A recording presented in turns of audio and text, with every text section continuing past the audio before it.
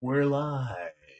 Oh, and welcome to what I think is the 20th installment of it's a big number, people. The 20th installment of Playtest This. Tonight, Jack is out sick. We are all hoping for recover quick. He's out running a bear, I think, is what he's doing. He might actually be out running a bear as we speak, coughing while he does it. But we do have returning for playtesting with us. We have Sasha Jelten. Please tell us about yourself. Hello, my name is Sasha Jelten. I'm a game designer. No published games yet, but I have several that are, I feel like, getting pretty close. And I also teach game design to middle school students, sort of after school game design. It'd be so much fun. It is a lot of fun. But yeah, that is me. I'm excited to check this out. Awesome. And then we have Wes Woodbury. Welcome. Hello, Wes Woodbury, you got it. Working on some games of my own. Next one, Forge. Can't really see that. Nope, it's fuzzed out. The computer does not recognize it as organic matter. It's not ready. It's not ready. It was at Essen. There was a preview copy there, so that's the next big title. Oh, you were preview? You were at Essen? That's awesome. I wasn't, but my game was. Well, yeah. But excited to play on the high seas here and see what this game's all about. Awesome. And then, I am Evan Halbert. I've got one published game, After the Empire, and we're waiting at some point for an expansion to come out. And I've got a couple of titles hopefully coming out next year. And then the special guest for tonight is Dustin Dade. Please, yourself. Hey, I'm Dustin. I'm the designer of Scourge of the High Seas. I do it in my spare time. So, it's just one of those things as a hobby that I'm looking to actually take this to Kickstarter, hopefully early next year. Nice. Okay. Welcome. Is that a logo on your shirt there, Dustin? I think I recognize that. Yeah, so I went to Origins and Gen Con and several other conventions this year, and I made little shirts. So that's awesome. I went to the local makerspace and they've got this heat transfer stuff, so I made them there at the makerspace. Oh my gosh, that's awesome. I'm all about making my own stuff, so why don't you tell us about Scourge of the High Seas? Okay. Well, actually, go into what you were telling me before we went live, like how long you've been working on it and all that kind of stuff. Well, I've been working on it off and on for at least 7 years, maybe longer. I don't know. And it's gone through so many different iterations. There is a game design group called the Kansas City Game Designers that is local to me. I'm in Kansas City, that I joined in 2015. And since then, I've been playtesting this game with them and at different local conventions around Kansas City. And like I said, I've been taking this around more nationally this year, getting playtests at like Origins and Gen Con. And up in Nebraska and stuff like that. I was at the Indianapolis Protospiel in May to get some good feedback on this game. So there's a physical version of this game that I've been working on for a while, and this is the digital version I'm hoping to get up and running based off of your feedback. I might make some tweaks, but hopefully get this out so that more people can play test it and get an idea of what it's like. Awesome. How different is your TTS mod versus your prototype? Well, it's a little bit. I've got pieces here. I can show and tell. So I hope it shows up. But this is the player board. Ooh, dual layered. It's dual layered, and I can actually swap out information inside of it. Yeah, because it just swings open and stuff like that. Yeah, I like that. I saw that in some game recently. I was like, ooh, clever. Yeah, this is what I want to do the final version. Yeah. But I didn't know how to do dual layers in Tabletop Simulator, and the snaps work just fine. So it's stuff like that. But the wooden pieces that you see on the player board, those are the actual pieces. Let me see if I can pull one out. Cool. Look, they're all different. I don't know if it'll focus on that. There you go. Yeah. Oh, These that's are the really actual nice. physical pieces, and they're very similar to what's on the digital version as well. That's awesome. So a lot of that is the same. There's a few differences just because it's a digital version, like the bags, they're not Yeah. going to move, but they'll be carried around in the physical version from player to player throughout the game. But the artwork is what I'm working on as the final pieces. That's what it's going to start looking like. Mhm. So it's starting to shape Awesome. up a lot better. Yeah, like I was saying, this looks better than better than just about any prototype I've ever made. So Well, I mean, I started off with the first time I took my prototype out, I got it printed off at I think it was Kinko's back then before FedEx, a large format printer there, and I opened up some cereal boxes and glued the paper onto that, and that was my first game board. That's great. So I have used a Rice Krispie box before. I know what you feel. Yeah. Open up that Cheerio box, and there it was. Well, we've all probably spent some time in a Kinko's at one point or other. Okay, so go ahead and how to play. Yeah, so we are all going to be playing as pirates. There is no way to not play as a pirate. We are just going to be sailing around, attacking merchants, attacking islands, and eventually navy. We're going to get their gold. We're going to get their supplies. We're going to sell their supplies. And basically, the whole goal of the game is whoever has the most money at the end of it after 5 rounds is the winner. So the way you're going to do that is you are going to take your player boards, and if you notice, you have 10 crew. We're going to remove 2. We're going to place 1 up here on the dock on the sideboard, and then we'll place another 1 on round 4. So what will happen is when we get to round 4, you will get a new crew to be able to assign, and then another action will trigger the other ones to come back. So there's an opportunity to get as many as 10 crew members. And what you're going to be doing is you'll be assigning those crew in secret in your little hidden area off to the side. Each one of us has a different color. So we'll be moving our player board over to that to assign our crew. So I took red. I apologize. I usually just start right there. I'm going to use red as an example, if that's okay. Is it a problem that I am right now? No, color? you can remain red. I will be switching over to that orangish gold color. I just don't want to. I don't want to mess you up. Nope, you're fine. Okay. So if everybody just kind of looks over at the red player board for a minute, what we have here is along the top row is movement. In the middle is an attack area. There are 8 spots for that. On the left-hand side is cargo, where you can put your cargo. And a couple other places you can assign your crew is the berry/cell space and the captain space. So on your turn, at the beginning of every round, we'll move our player board into our secret area, our hidden area, and we will assign our crew to movement and to attack, to the berry cell, and to the captain spaces. You are able to put as many of your crew as you want on any one of those areas. The only rule is movement has to be assigned left to right. And if you notice underneath each of the movement spots, there is a little hex space, or there might be multiple hex spaces. That tells you how many spaces you can move if you've assigned crew to that many spaces.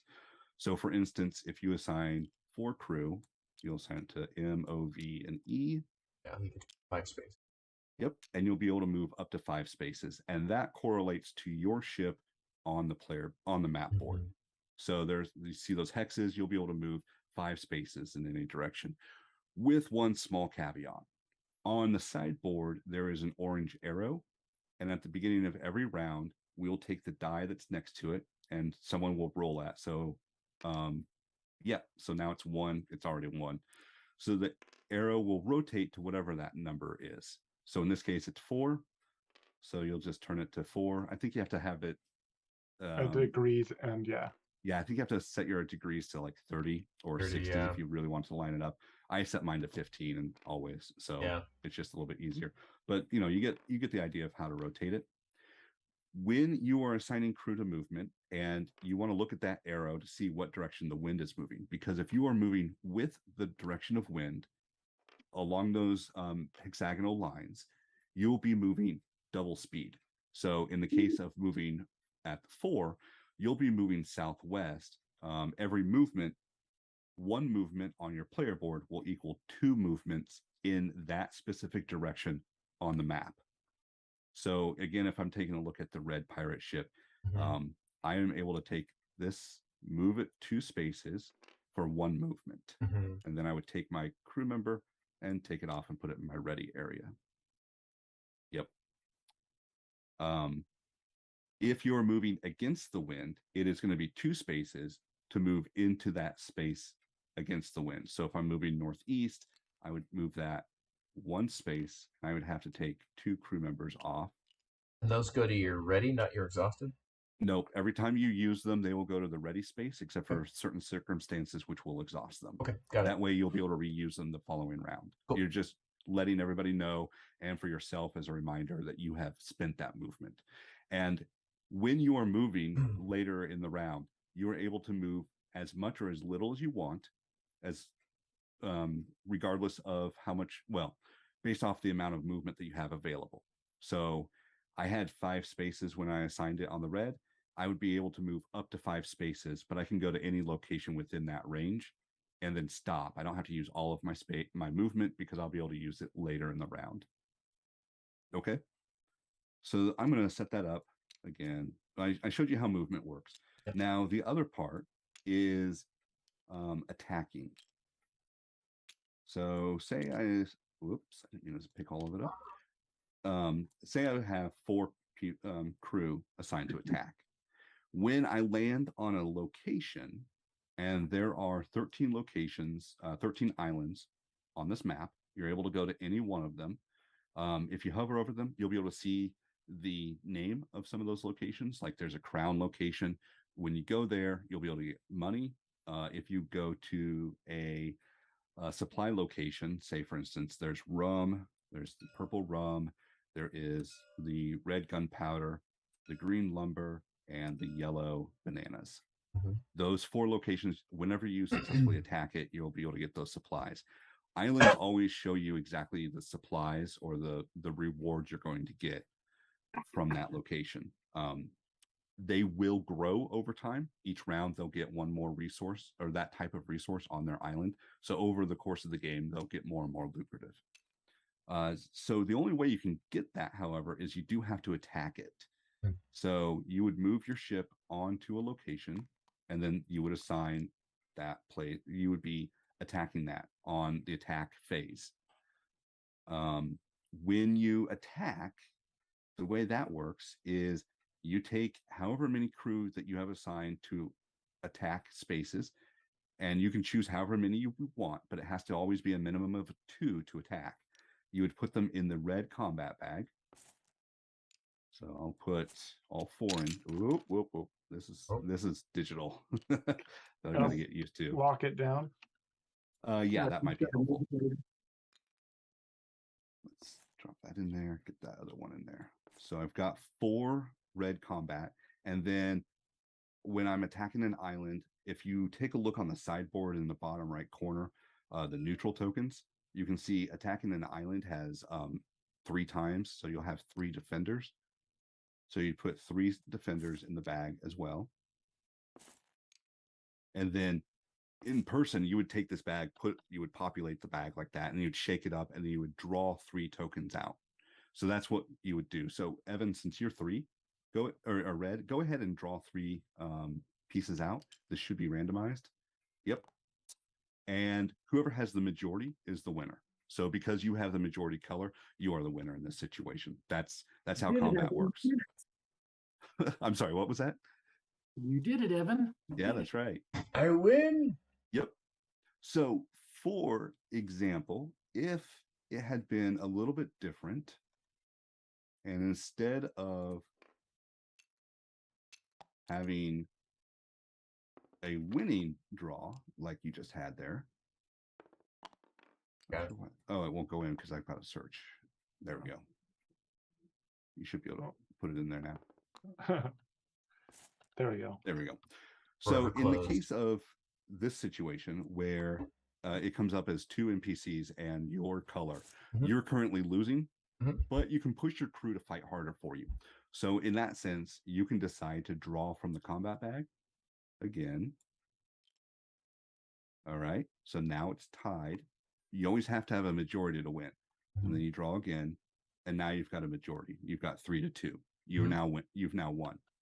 The downside is those extra ones that you draw after the initial 3 go into the exhausted crew. They are not able to be assigned the following round. Okay, so that's the reason. That's where exhausted crew come in. They would come back like this. You would go back like this, and then empty that bag out. Because that one in the bag never got pulled, it would go back to ready. And then all the NPCs go back to their spot. Does that make sense? Mm-hmm. Okay. So that's combat. It's really, really quick. You just have to put your crew in there. You put the NPCs in there, and then you draw 3 out. And then whoever has majority is the winner. Based off of winning, you would then get the rewards that are on the island. In this case, since you're on a crown location, you get those 2 coins. They would go in the money space on your player board. In addition, I've got a little reference card in between all of the different spaces. It's that long horizontal space. And if you hold down Alt, you can zoom in and see what it says. In the middle area, it talks about the combat that I just explained. And then at the bottom, it lists your rewards. Because you attacked an island, you would get 2 more gold. You would get a treasure card. And then the X means you get everything that's available on that island. So because there's 2 coins on that island, you would get an additional 2 coins for attacking successfully on that island. So you get 4 coins and you would get a treasure card. The treasure cards, I'll bring one down here so we can see what it looks like. They have an ability and they've got a value. In the top right corner, they've got a value. If you don't use the card at the end of the game, this you can add to your wealth, your gold, and it will add to your total score. At the bottom, you can choose to use it, and it will allow you to do some sort of special ability. In this case, it'll be able to move a Navy token to any open port. And I'll explain that here in a few minutes, because basically that's the rewards you get for attacking. The downside, however, is the king does not appreciate you attacking his islands and his ships or anywhere else. So he is going to put a bounty on your head. So for every successful attack, you will get 2 coins on your bounty on the sideboard. In addition, a Navy ship will come out, and it will always come out at the open port that is counterclockwise from where you did the attack. In this case, you attack this island, so you move back to this location, and it comes out right here. Okay? So that's why this card has the ability to move a Navy token or a Navy ship, because maybe you don't want it to be that close to you, because at the end of the round, they'll start moving 4 spaces. They don't do that the first round they come out. They do that every subsequent round after that. So that way, you need to be mindful of where they're moving, because at the end of the round, they will follow the arrows that are on the map here. This is the trade route, and they will always follow that route and move around it. So you want to make sure you get off of it by the end of the round. You can just that's kind of sidestep it. Yeah, so you definitely want to sidestep it if possible. And they're going to move 4 hexes. Yep. Regardless of wind and all. Yep. Yeah, just to simplify, maintenance at the end of the round, you don't have to worry about wind or anything like that for the NPCs. The downside of the Navy is a big one. If you get caught by the Navy, if they land on the same space you're in, so I will move him right there. There is no defense against the Navy. They are a bigger ship. They catch you, they're going to confiscate everything that's on your ship, basically. That is, again, if you look at the reference card that's in between the player areas, there is, beside the rewards area, there is a penalty area. And that will tell you what you're going to lose. So if the Navy catches you, they will take half of your gold, half of your supplies, and they will take all of your bounty. That's that last icon on the right-hand side. So you had 4 gold in there, and so they would take a couple of those away. They would also take the bounty. Now, off of your is bounty cargo spot. the same as supplies? Yes. Okay.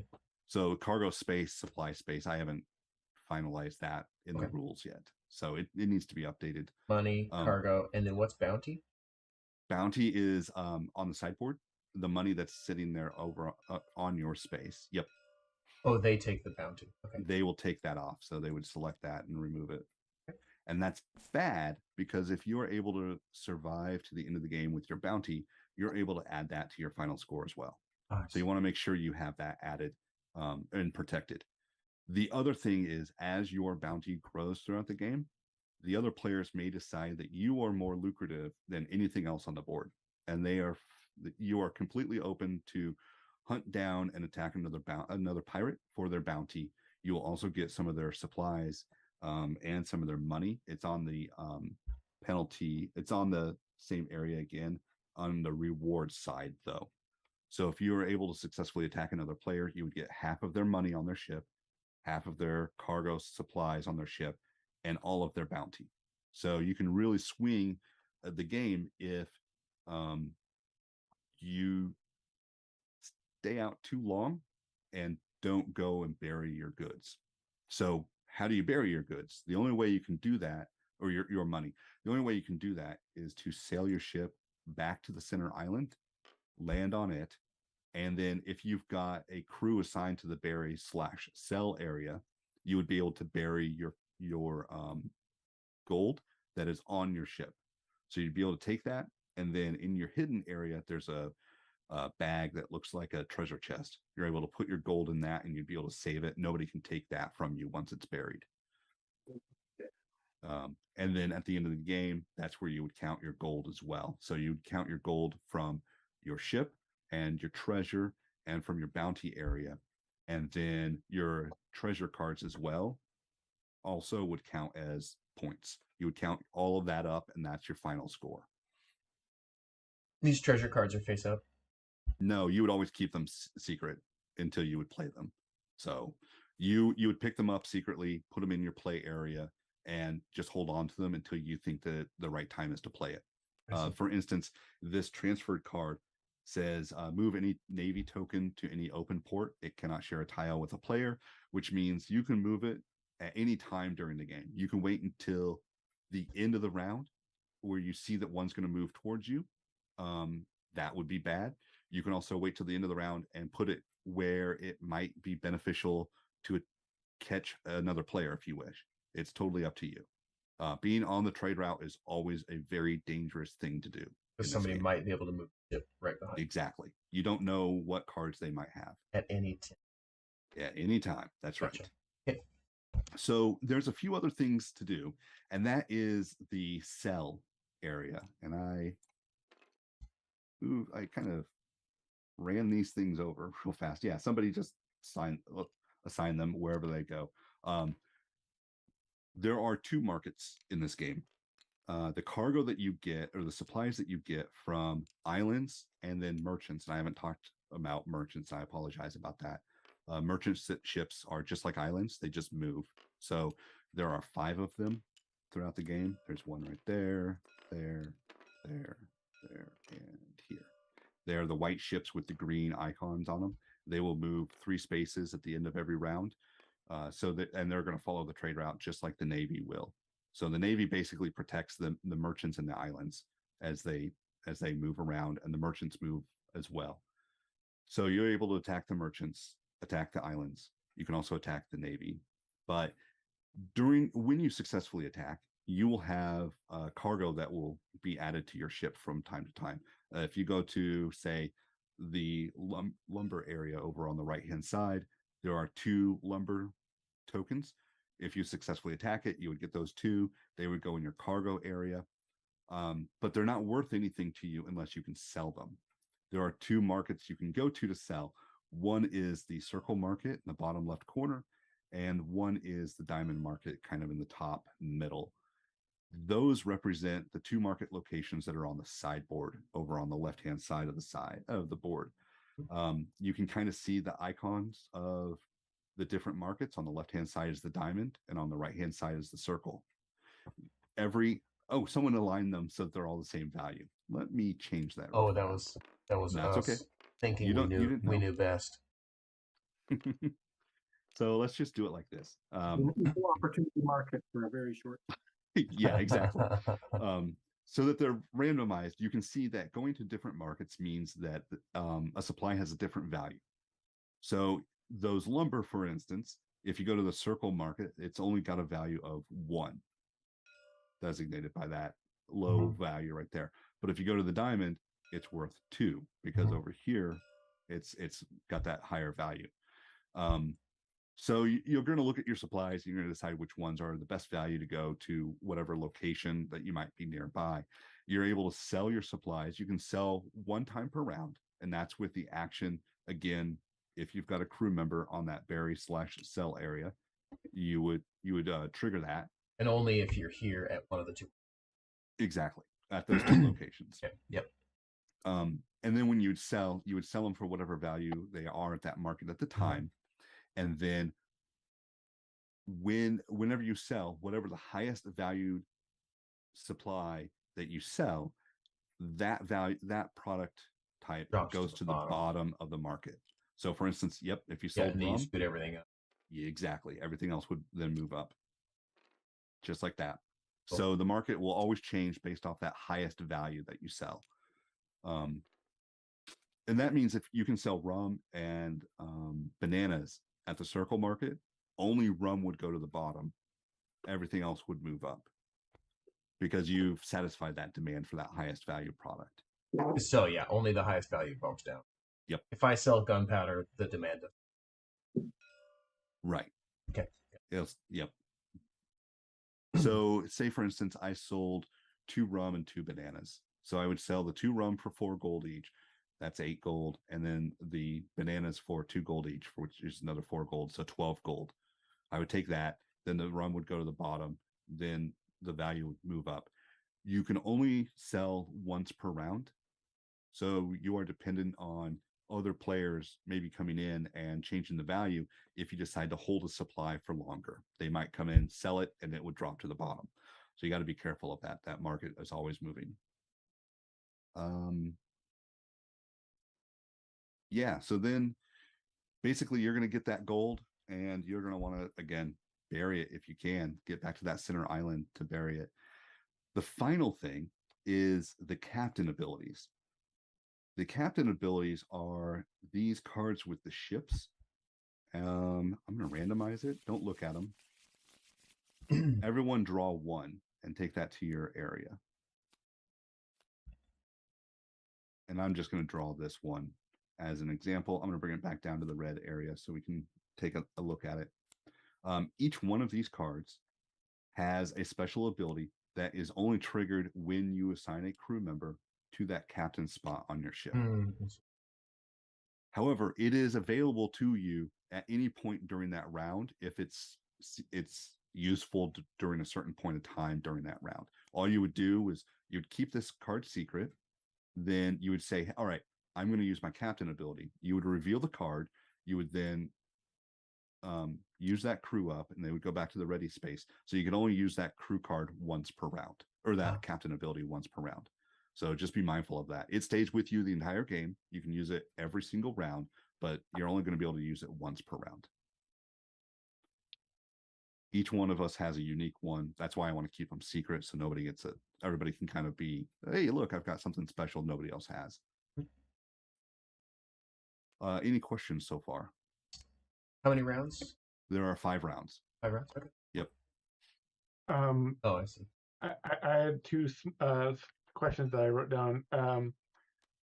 Are islands emptied after they're looted, or is this just marking how much you get if you loot it, for example? Because you said these will go up over the course of the game, or they will go up over the course of the game. But if you successfully attack that crown location that red is on right now, they would get those 2 coins. It would go away. Like at the end of the round, okay, got it. It would be replenished with just 1 supply.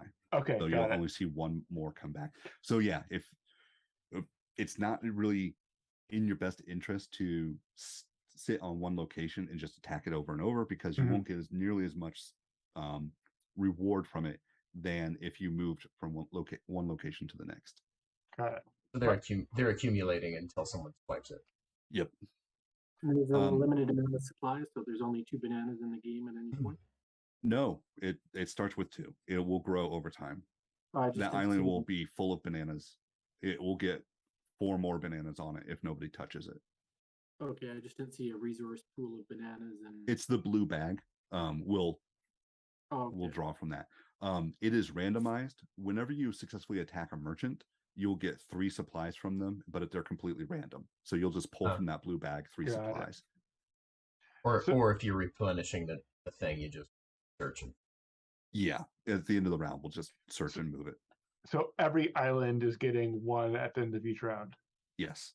Got it. So every crown will get another coin, and every supply location will get that supply type or Got that it. cargo type. One thing to note is if you fill your ship with 6 supplies in their cargo hold, you're free to continue to attack another supply location if you feel like it will net you a better result when you go to market. It is absolutely fine for you to sail to another location, attack, get more supplies, and then pick and choose which one you want, and what you don't want you throw overboard. You just leave on the map. At that point, it's sitting in the ocean. Anybody can sail over it for free action and pick it up and put it in their ship if they wish. I haven't seen it happen very often. Yeah, but I haven't seen it very often, but people enjoy that whenever they decide they want to do it. So I think I missed the beginning of that sentence to know what you. Okay, so for instance, your ship can only hold 6 supplies in their cargo area, right? One cube in each spot. However, that doesn't, if you fill it up, that doesn't preclude you from being able to get more. All it means is that you'll just pick out whatever the best combination that you want and throw everything else overboard. And then that stuff just sits there floating in the air. Exactly.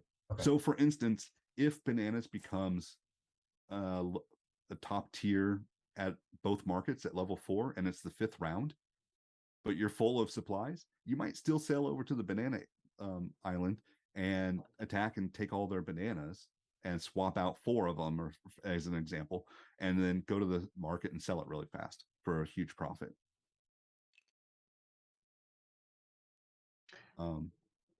Is there any, like, when things are floating in the water, do you just have to drive over it? Yep, it's a free action. Just sailing past it, you can pick it up.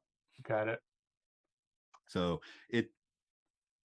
I would say it happens in about 10% of the games. This situation occurs. It doesn't happen every game. So interactions on the board are attacking the location, even the supply one. Sell in the market, or sail over the top of floating supply. Or go to the center location and bury. That's the only place you can bury. And that's an action on your board. Your treasure. Yep. And then attack the merchant ships as well. Attack the merchant ships. You can attack the Navy ships. I do want to say real fast, at the center island, you can also stop there and you can trade 1 supply type of any supplies into something else. So if you have nothing but lumber, and lumber is at the very bottom of the market, you can sell you can trade the supply type, the lumber, for something else. So wait, you would. Where are you saying that happens? At the center island, the X. Oh, got it. Yep.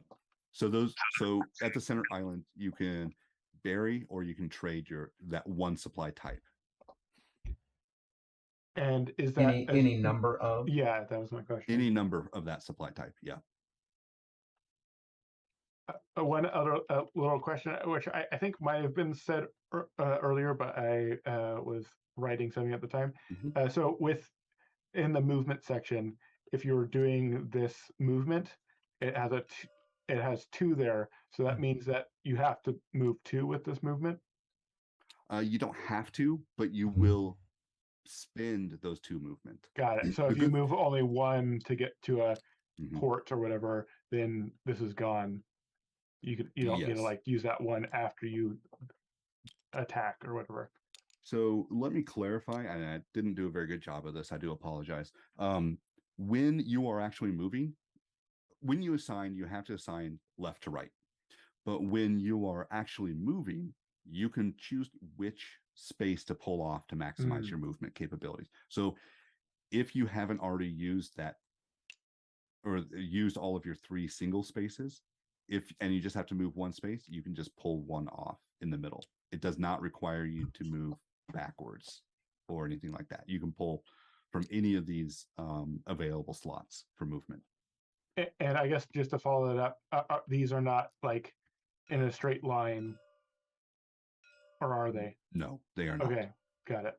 And you said earlier you can break those up, mix and match between different actions. Move, Yes. attack, move. Yep.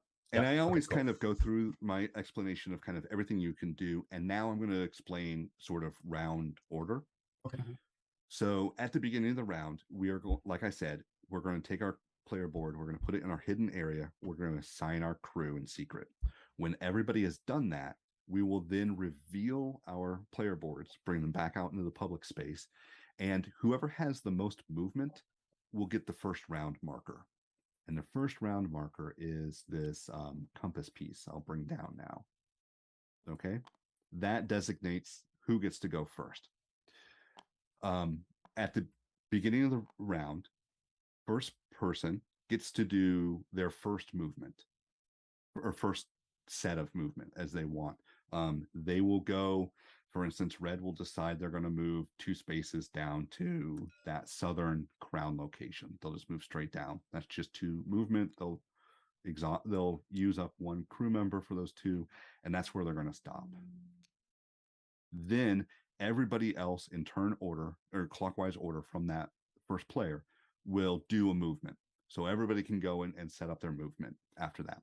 When it comes back around to the first player, then they're going to do an action at that location. So in this case, red would attack the crown location to get that money and a treasure card.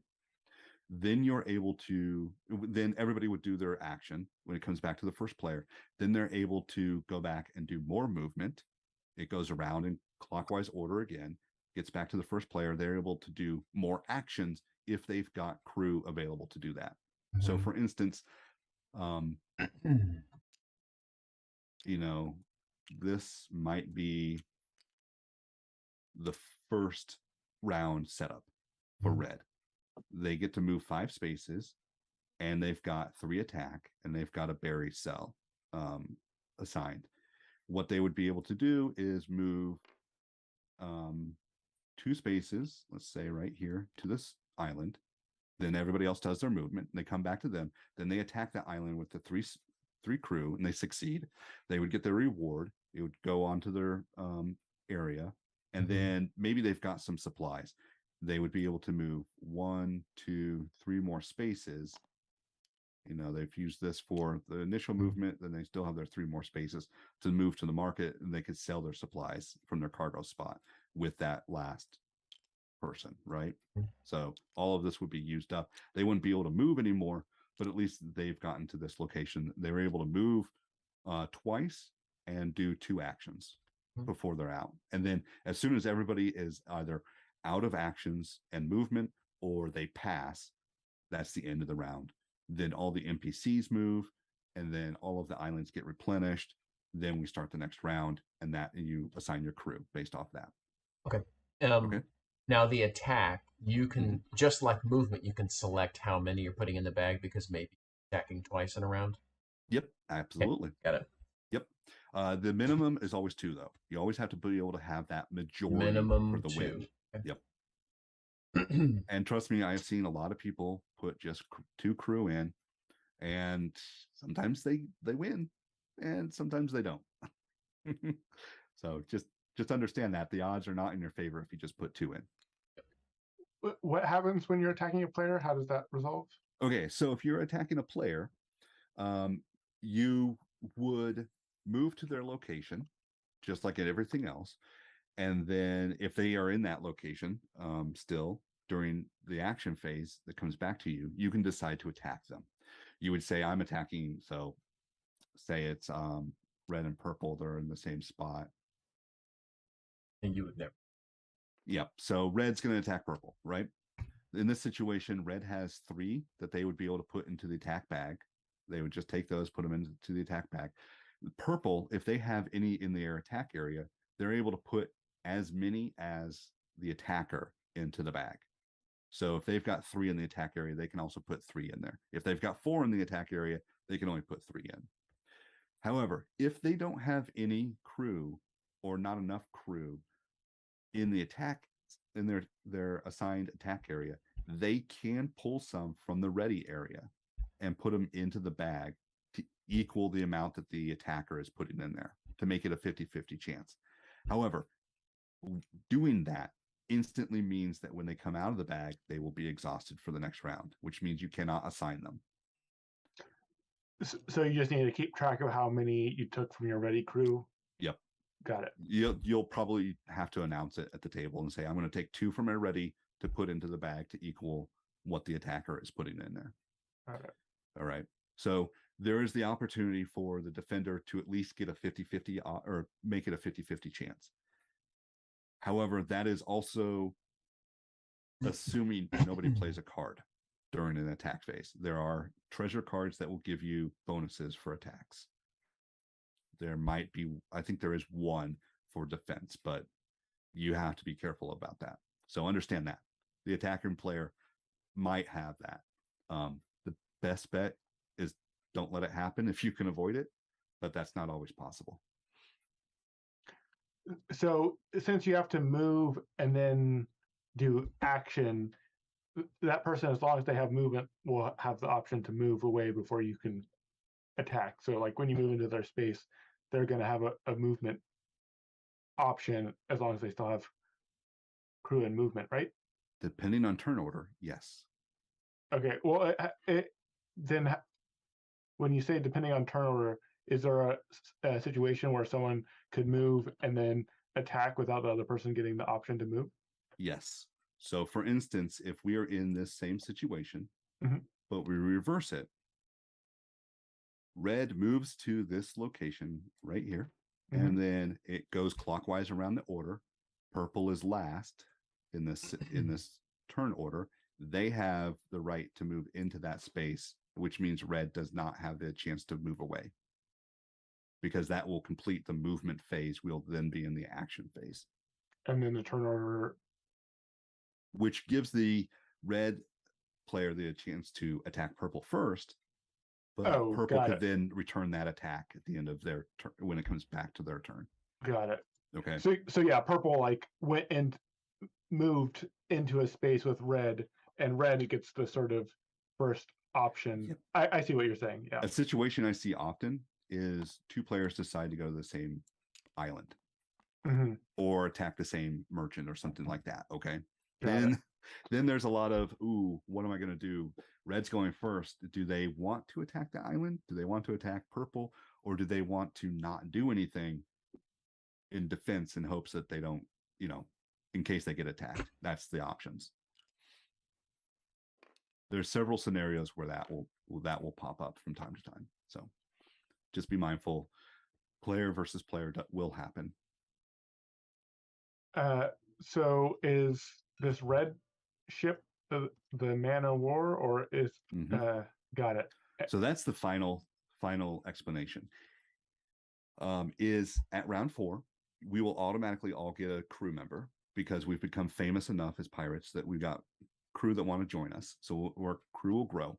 The other thing is, if we get all of the Navy, the blue ships, out on the ocean, the last one to come out will be that Man of War. It will come out exactly like the other Navy ships, but it is not a Navy ship. It is different. It will look at whoever has the highest bounty, and at the end of the round, it will move 5 spaces directly towards that ship, ignoring wind. It is it's the largest ship. It doesn't have to worry about wind. It can just make up for that.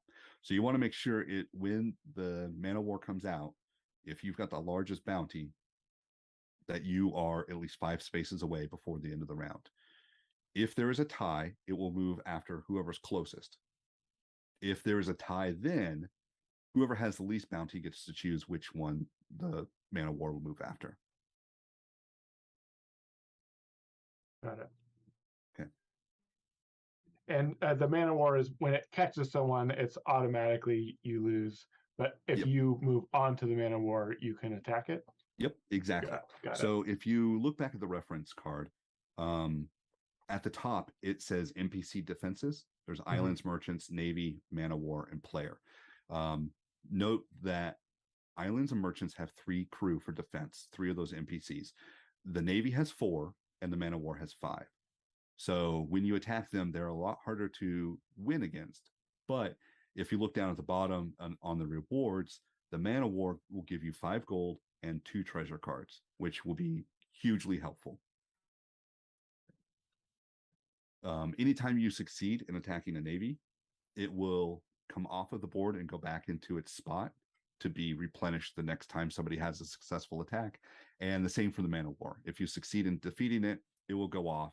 But then if all of the navy are on the map, it will come back the following round whenever there's a successful attack. All right. Okay.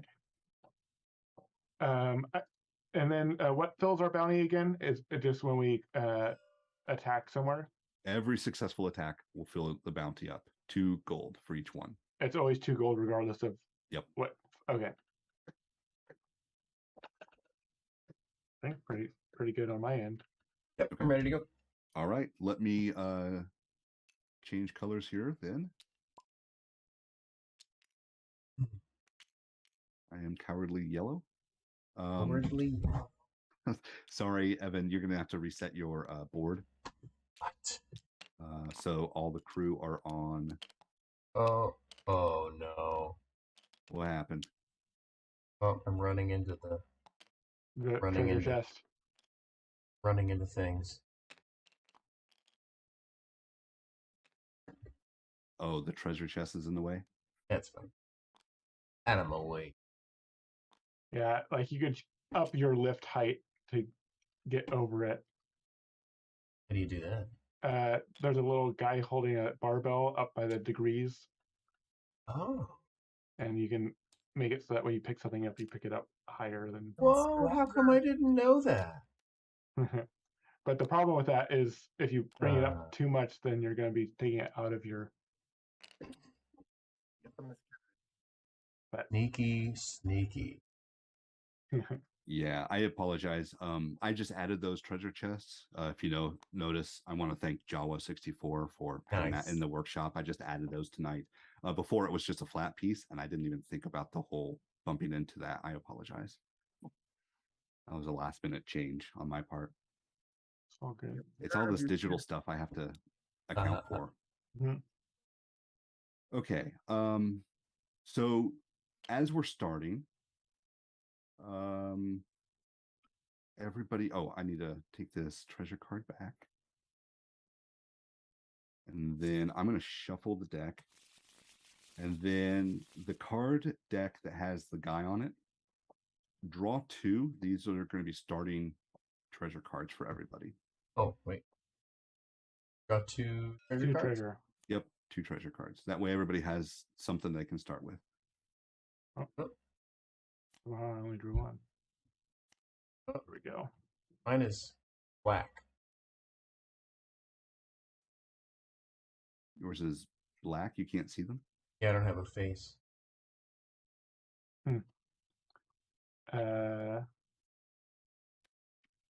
You'll see that? I can see this. Oh. If you put it back in your... Really?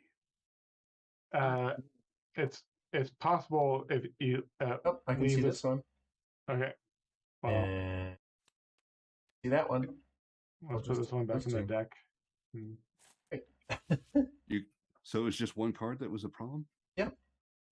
Interesting. Okay. That came up. It's come up before. I think it might be a TTS thing. Yeah. And okay. I think the solution is leaving the server and coming back. Interesting. At least that's the solution Yeah. that I know that usually works. Okay, so if we have any huge. Yeah. Okay. All right. So everybody go ahead and assign your crew. Looking at the map. Oh, do we want to re-roll the wind before we start? That's the first thing we do. Or is Well, 4 okay for everybody? we should I think roll it it was- probably. Okay, sure. Okay, Right, so or either somebody way. roll it. It's a 1. Opposite. So I will never roll the die. That way I can never be blamed for the wind. I am the master of the wind, so I will always roll the die. Okay. Master wind. Did I miss how you get the guys off this dock here? That extra worker or crew member? I think it's after the Man of War comes out, or Yeah, whenever the Man of War comes out, you'll Oh. get that extra crew member. What that? Okay.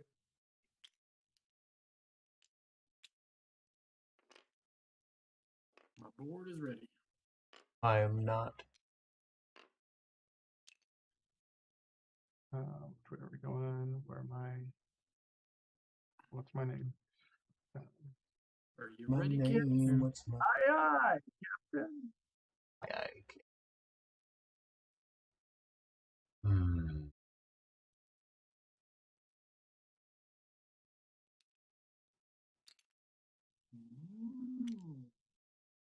Most interesting. Hmm.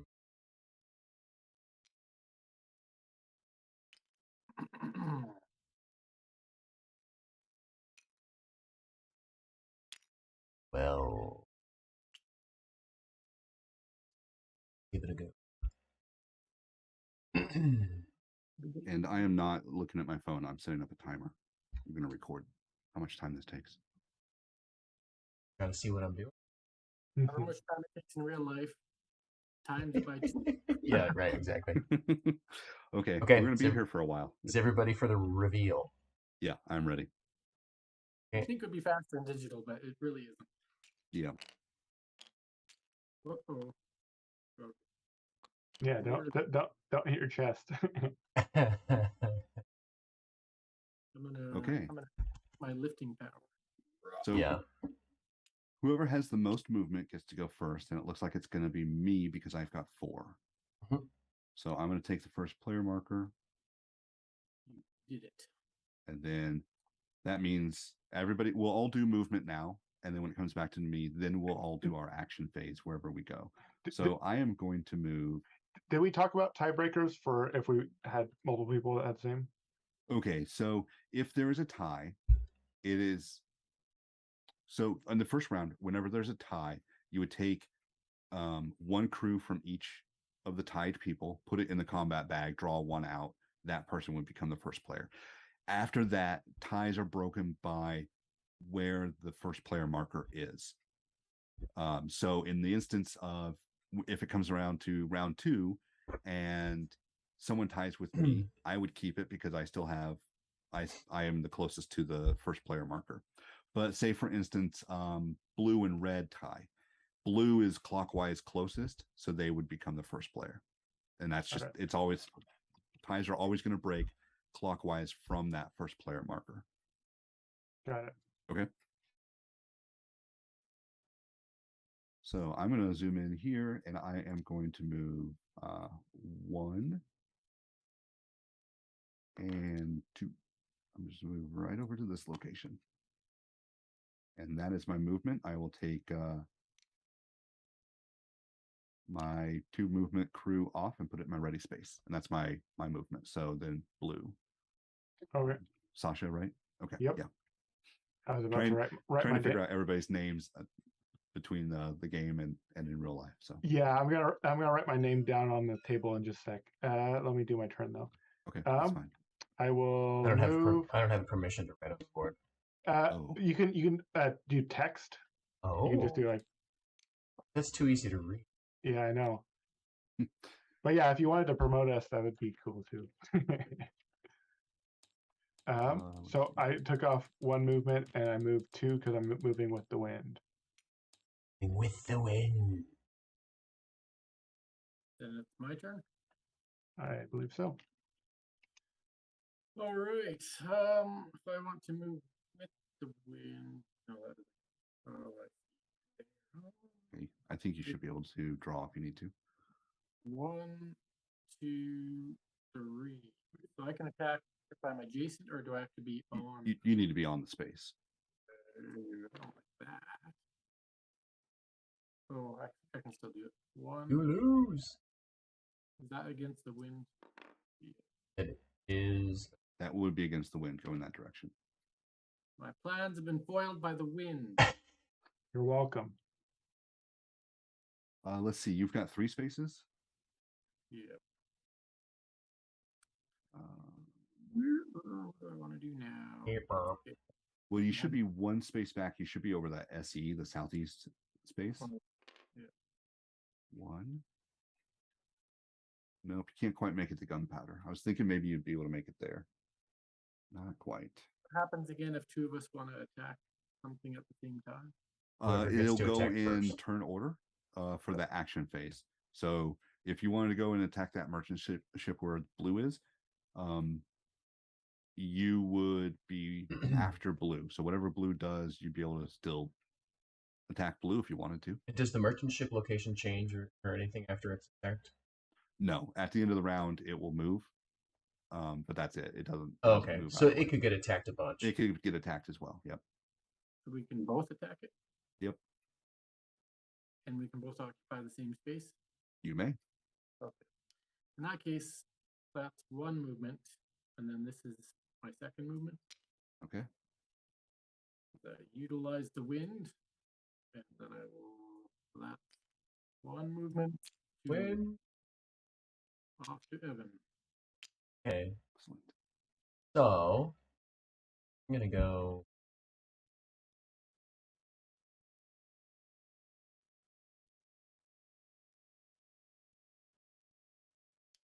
Two.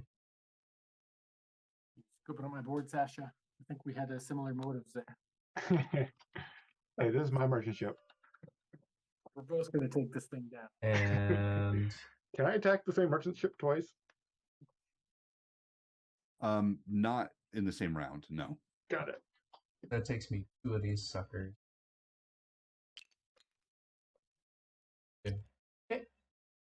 Okay. So back to me. It's now in the combat phase. Lock my board, and then I'll take these 4, put them in the combat bag. I'll take 3 Navy tokens, put it in the combat bag, and then I'll draw 3 out. It's tied. Hold the button, you can pull Oh, There. How do you do that? out. If you hold the left mouse button and click the right, I think you can. yeah. Oh, okay. I will remember that next time. Okay, so I'm losing. I don't like to lose. So I'm going to draw another one out. That ties it. I'm going to draw. Oh, Now, could you also take this one over? No, that's only on defending against a player. yeah, that's only on player defense. And then once everything's in the bag, you can't add more. That's it. Okay. So at any point in time during an attack, if you are losing, you can just stop. You don't have to go any further. So for instance, like this, I know I've got 2 more crew in there. I could stop and just say, it's not worth drawing to get the reward. Mm-hmm. And you would just stop at that point. The only downside for not winning an attack is you move 1 space off that location. Any direction. Doesn't matter which. The downside? Free What? movement. Yeah, it is kind of like a free movement. Okay. But I'm not going to do that. I'm going to win. So I'm going to have the We majority don't here. take to.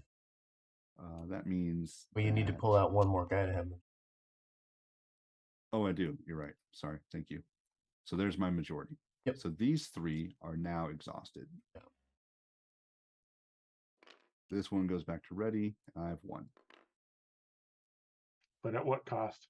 But at 3 what guys cost? getting tired. It's not too bad getting that.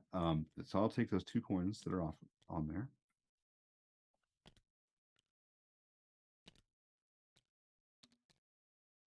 And then put that in my money area. Oh, someone pulled out. Yep. Thank you for doing that. Treasure card. You are wanted. By the man, the king. I'll take the 2 as a reward, and then Whoa. a treasure card as well. Mhm. Oops, that's not the. Wait, you get took that out of the way. 2 plus 2? Yeah, if you look Maybe I at the missed something. reward, you always get 2 gold, and then I you get see. whatever the X is on the island. And a card. You got a card. And a card. Yep. So I'm going to take another card. So Okay, I've cool. got 3 cards now. Cool. And that is my turn. Okay. That is my Did the attack. Navy ship come out now or at the end of Oh, the round? yes. Navy comes out. Thank you very much. It'll come out counterclockwise from my location. Where's the That up. Navy? And it will come out right here. Oh, he's on your tail. Yep. And The good thing is they never move the round they come out. Hmm. So what I'm going to do here, I'm going to flip them upside down. So Yeah, I you was know that just he going to ask came how out. you know. Yeah. Yep. Usually I lay them flat in real life, Yeah. and then I stand them up. All right, that's my attack. Okay. Sasha, your turn. Let's attack this merchant ship. Okay. Let's. You're not going to attack Wes for all of his cargo? I thought about it. I will go ahead and take just all of your put cargo. in 3 because I'm a gambling pirate. Okay. And then we put in 3 NPCs, right? Mm-hmm. And it auto shuffled. Is that right? It does. Yes. Okay. You can't- 1, 2, 3. There you go. If it's 3 and 3, you can't possibly win. Say that again. If it's 3 and 3, you can't possibly win He Why can. do you say that? because you have to have more. Oh, I guess you could possibly win. Never mind. He can draw 2 more, and they both be his color. I was thinking. But there's a risk now because there's no guarantee about that. You may not win, and you have exhausted them without that winning. So the 2 that are still in there would just go to my ready. Yes. Hmm. Feel And you free get- to and you get a reprimand them as free much as you move. want for being lazy. Yeah, which is tempting. Now, with the wind So- the way it is, would a free move take him 2 to here? No, you don't. The 1 movement does not affect. It's not affected by wind. Okay, so I think. Yeah, I guess I'm gonna go for it. Exhaust. Okay, now we got a 50-50. Mm-hmm. Exhaust. Yeah. Right. Could have gone awry. So these are exhausted.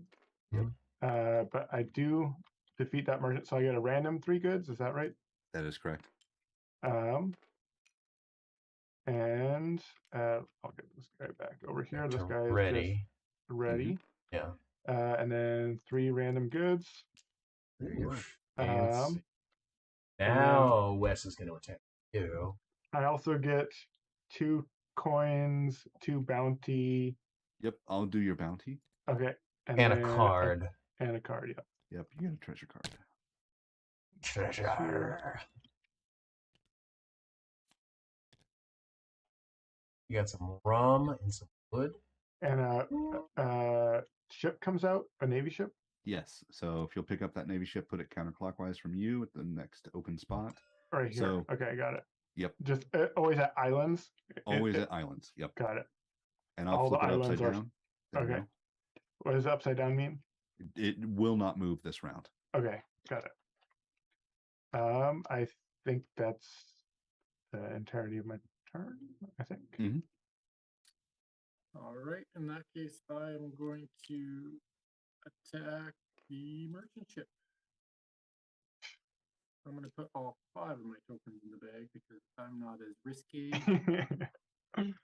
5 of those go in, and then 3 of these bad boys go in. 1, 2, and 3. It auto shuffles. Now I pull out 3. You said? Yep. That's not a good start. That's really not a good start. Now to pull out, they're going to get exhausted, but I really Yep. desperately need to win. There here. you go. These 2 will go in exhausted area, just like the other 2 gentlemen. Yep. Come Feel on. free to reprimand the rest in the bag for not doing anything. Yeah. This guy will go to my ready, and everything in the bag goes to my ready. Yes. Except for the neutral, obviously. I mean, shifting allegiances. You know, Idea for a card. Expansion. right? Yeah. So these go to my ready. You can pay off the Navy. There's an island that the reward is crew. Now that I've attacked the merchant, I Temporary will get crew. 2 coins and a card. 2 coins in a fountain. I'll get your And my bounty. money. My card goes to my hand. Yep. My bounty goes on the board. Another ship comes out. Oh wait, but I'm gonna play a. Maybe do I want to play a card? I'm gonna play this card here, and I'm also gonna play this card. Okay. Did you get that treasure collector from this reward? My treasure collector is my power,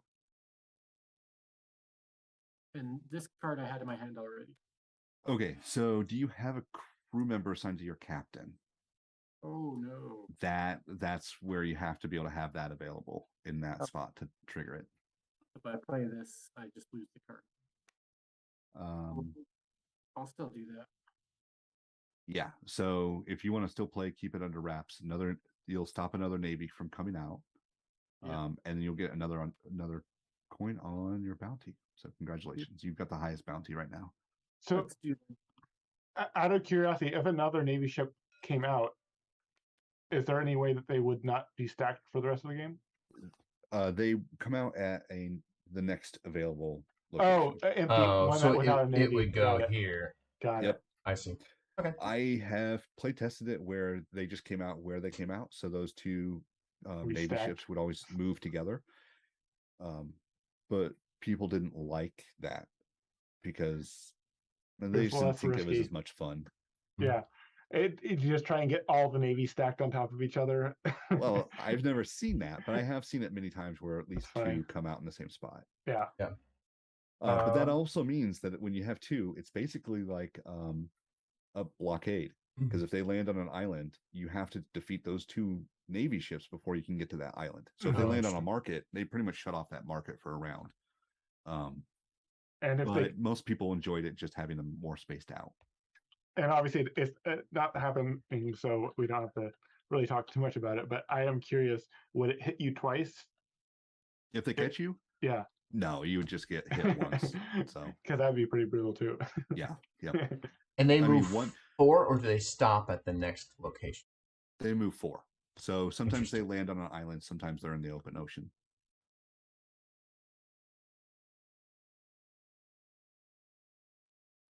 Whose turn is it? So it's red. Evan, Okay, that's it's your me. turn. Okay, I am gonna attack. I'm gonna put 2 dudes in a bag. You're attacking with just 2? Well. Here's That's what pretty risky. it's risque. You- Here's what you I'm gonna did you. do. So I'm going to play this card. I'm going to remove one of the other side's token. yeah. Mm-hmm. So I'm just going to have 2d2, which is still pretty risky. Maybe pirates. Maybe I have overestimated my Luck.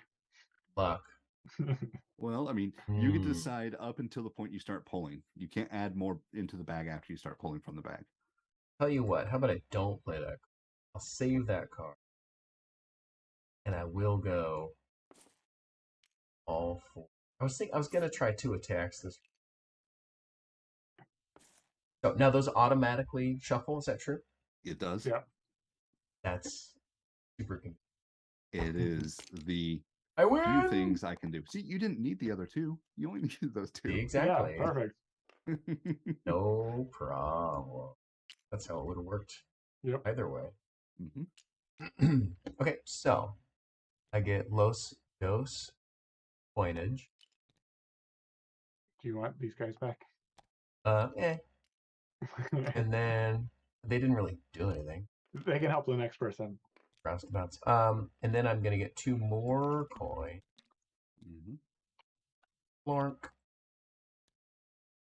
And then I'm gonna get a card. Yep. And then I'm gonna look at it. And I will put out the Navy ship. Let's see, it comes out right here. Here we are. Into So one thing to note, only 3 Navy ship come out per round. So now, Maximum? if anybody does any more attacking, no more will come out. All right. This is another reason why they're flipped upside down, to help understand that you won't get too many out. Got it. Okay, so everyone has done their action. So now we're going to go back to movement. Mhm. I've got 3 more movement. So let's see. I'm going to go 1, 2, and 3. So I'm moving once into the wind. So that is all I can do. Okay.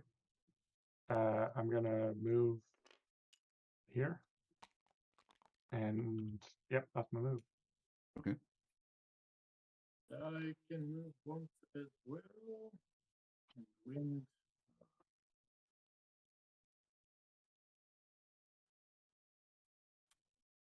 I don't know where to go, I guess. This way, 1. Me. I move 1. It's actually gonna look like this. Looking at flying. Yep. Flying. Okay. So I am out of movement and action. So my we're turn? back in the action phase, but I don't have anything to do, so I have to pass. Excellent. So it's my turn. Let's attack. 3 attack. Let's hit him where it hurts. Hurts. Okay. Come on, my pirate luck. Let's Nope. go. 1, 2, 3. Aww. What do you like? Easy. Come on, Royal Navy. Okay, so I don't have any of these exhausted. These are all just ready. Yep. Or yeah. And then I get the 2 money that are here. Oop. And then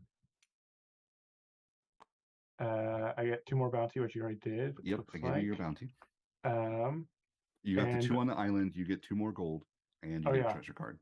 2 more gold, and then I get a treasure card. And is that it? Yes. I don't know if I have any other actions. Right? My turn? Yeah. My turn? Yeah. I've got a Cap'n action. Cap'n trade. I will reveal this fancy item that moves a coin to from my bounty to my. From your bounty to your ship. Yep. That's funny. Not into your treasure chest, onto your ship. Oh, that's what I meant to do. Yeah. That's You gotta bury it. That's definitely how I read it. Okay, so back to movement.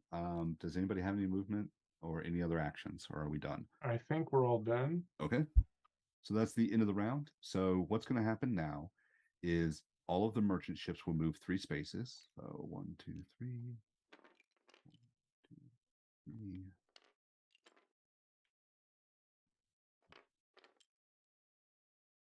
2, 3.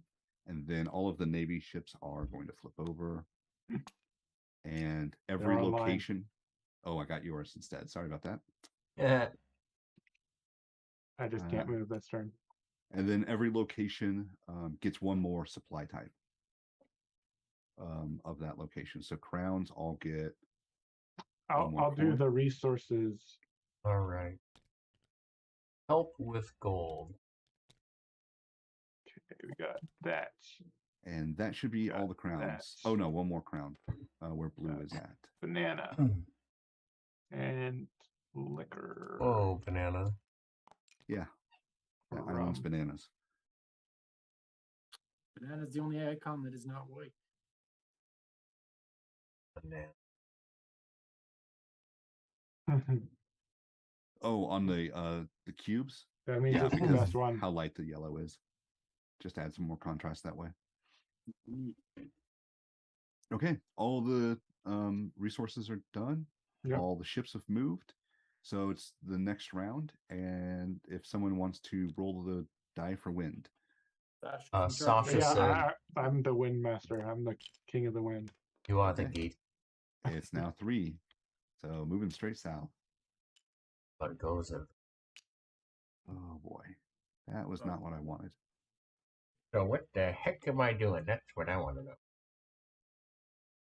I got So- this. Okay. If I move in my movement in a navy spot, they get me immediately. Yes, they will. Okay, got it.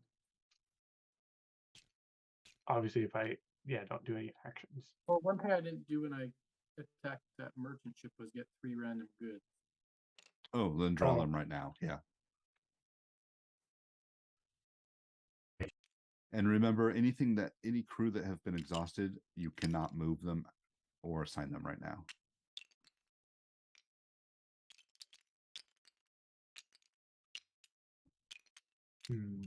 Yeah, it'll just like go into your ready. As soon as we reveal, then we'll move them from the exhausted to ready, just so that everybody's knowing that Accountability. you have that. Yep. Yeah.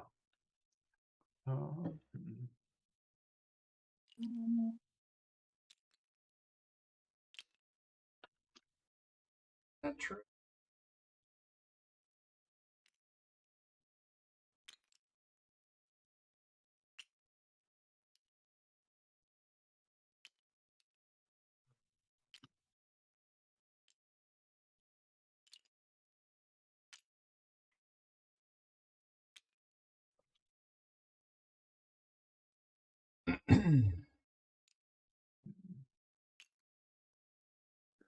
Try that. Why not? What do I Hmm.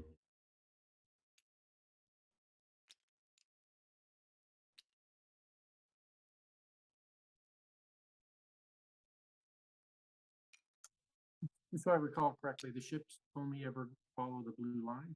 That is correct. They'll never stray from that. Except for the man war. Right. Yep. I'm not on the blue line. I'm safe. Yes. Stay off the blue line so you can avoid getting attacked by the Navy ship. Or island. Well, yeah, stay off the islands as well. Yep, they'll pass through that. I'm ready. Okay, so am I. I think I'm ready. I All right. Everybody reveal. A mere 2 movement for me. Yeah. As well. Nobody's moving very much. Okay, so at this point, you can take any crew that are exhausted and move them into your ready area. That way they can be assigned the following round. And then whoever has the most movement, if it's a tie, it stays with, looks like it's going to stay with me because we all have 2 movement. Just goes Rigged. Okay. So I'm going to move 1 space south. I'm not going to take advantage of the extra movement with the wind. So that's my 1 movement and I am done. Oh man. So Evan, you have 2 movement.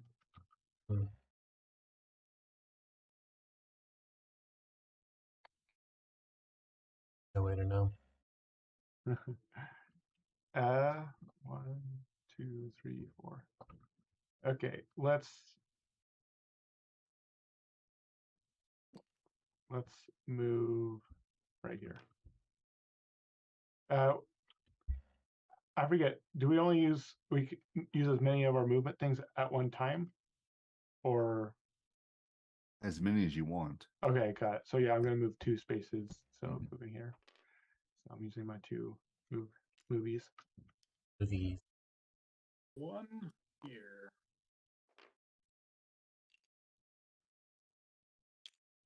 Back to Evan. I shall move 1 to everyone's surprise. Aw. You've crashed. You know where I am. Yep. You're dead. No.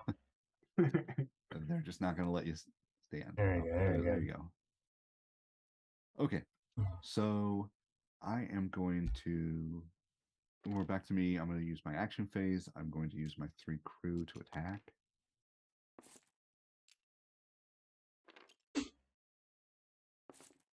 So I will do 1, 2, 3, and it is good. All right. Why do I feel like I'm the first one who's going to lose? Favor. What was that? I'm sorry. But I feel like I'm. Well, you never know. Yep, yep. Okay, so return that. Put that over here. That's that. And I can go ahead and get my rewards. Your board. Is that right? So I get 3 here. I get 2 more. Looks like someone's getting my bounty. Thank you. I get a treasure card. And then a Navy ship comes out. They're everywhere. At the market. Okay, so that was my attack. Okay, My action. now it's my attack. Yep. Everyone, man the battle stations. Go to the cannons. Wow. Easy. Guys. I should have only sent in 2. I have Yeah, You only mistake. needed those 2. Yep. Like So- cheating. Okay. Oh. So I'm gonna get 3 goods. I'm gonna get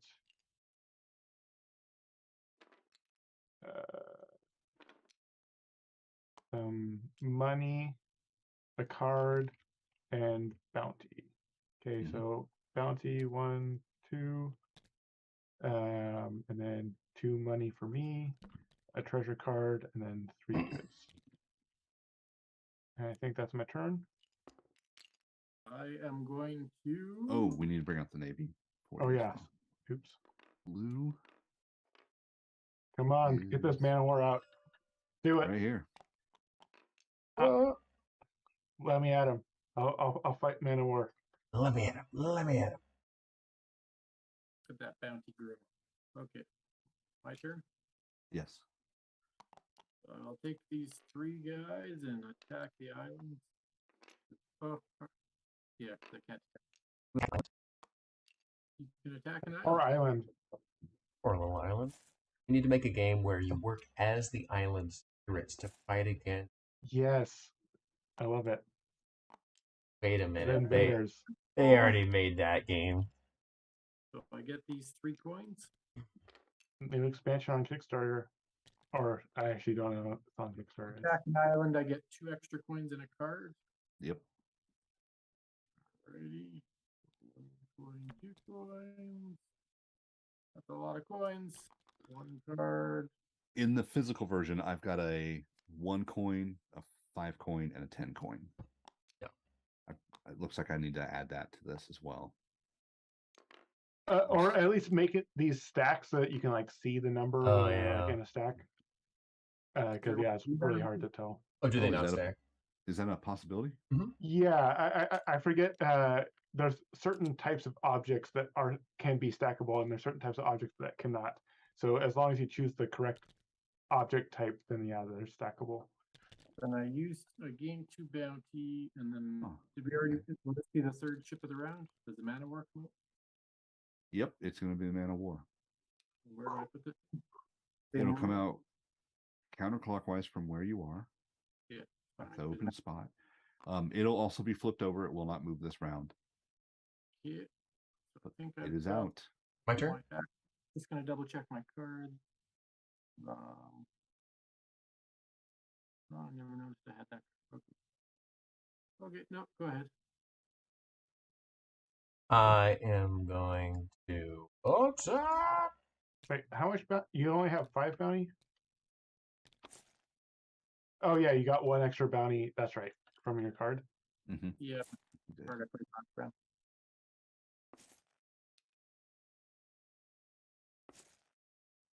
Oh.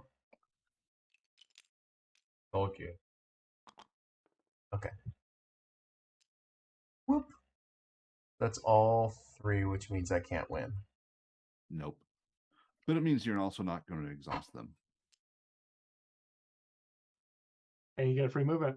I do get a free. Bonus. I Move told you against the guys. wind. I told you guys I was going to be the first to lose like that, Move against the wind just because you can. right? I Only just if you know. sing I the know how song. my random luck works. Okay.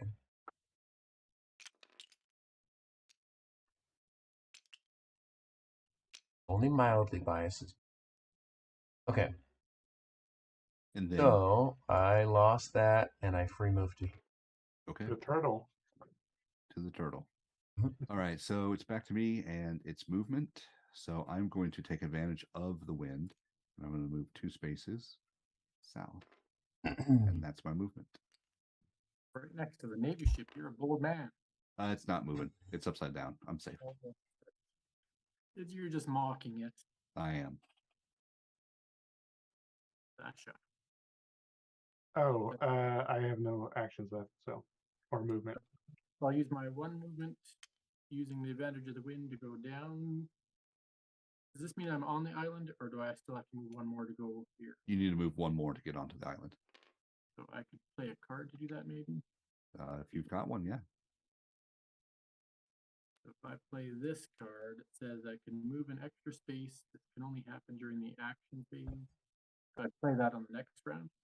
Yeah, so when it comes back to you, you would do that All right, I'll just during do that time. Out of curiosity, treasure cards that say Navy, does that include the Man War? No, it does not. Oh, damn. Why do you have a card in your hand? Well, I've just seen several cards now that reference Navy, and I haven't seen anything that says anything about. Oh wait, yeah, I do see one that says something about Man War. Go ahead. Evan. Interesting. Go ahead. All right. So I'm going to use.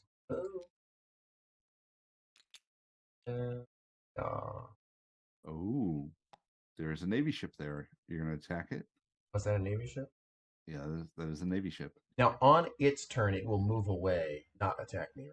It will No, it will immediately look at get you, and if yep, And it will hit me and then move. Yeah.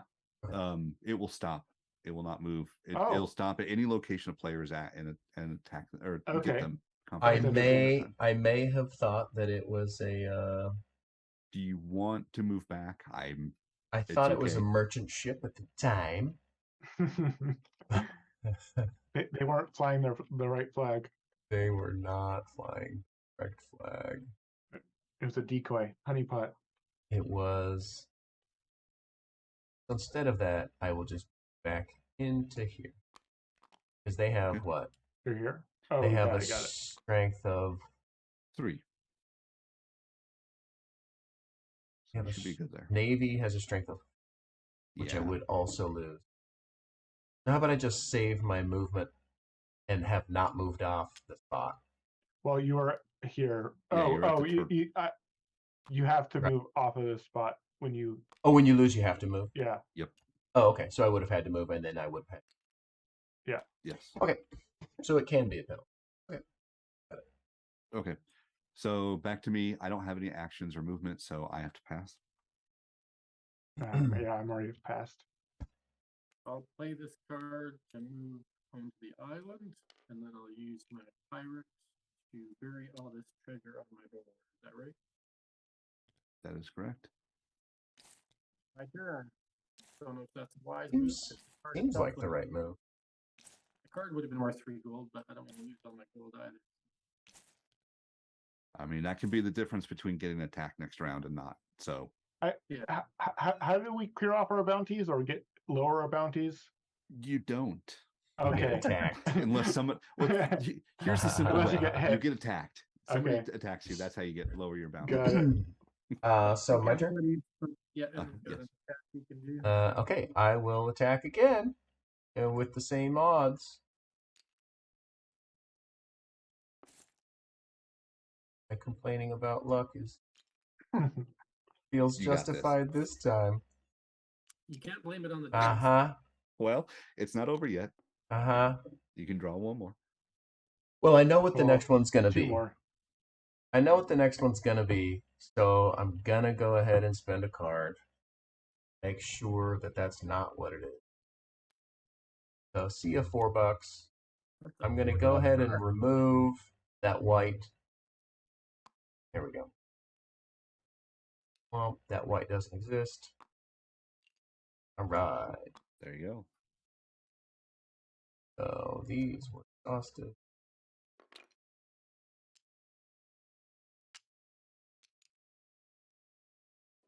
Are we supposed to get our extra token? Or that'll be the next round. Since the mana war's out, we'll get our extra. Yeah, we will get them here for the next round. But Have more power. Yep. So we can go ahead and pull those and put them in our ready if we want to. see, Come here. 2 Alright. more gold. Draw a card.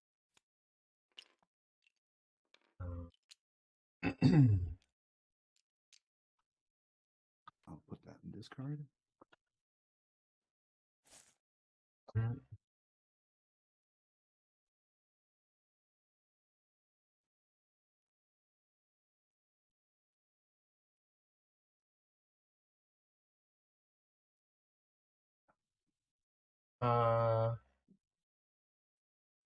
I needed to explore the card. Okay.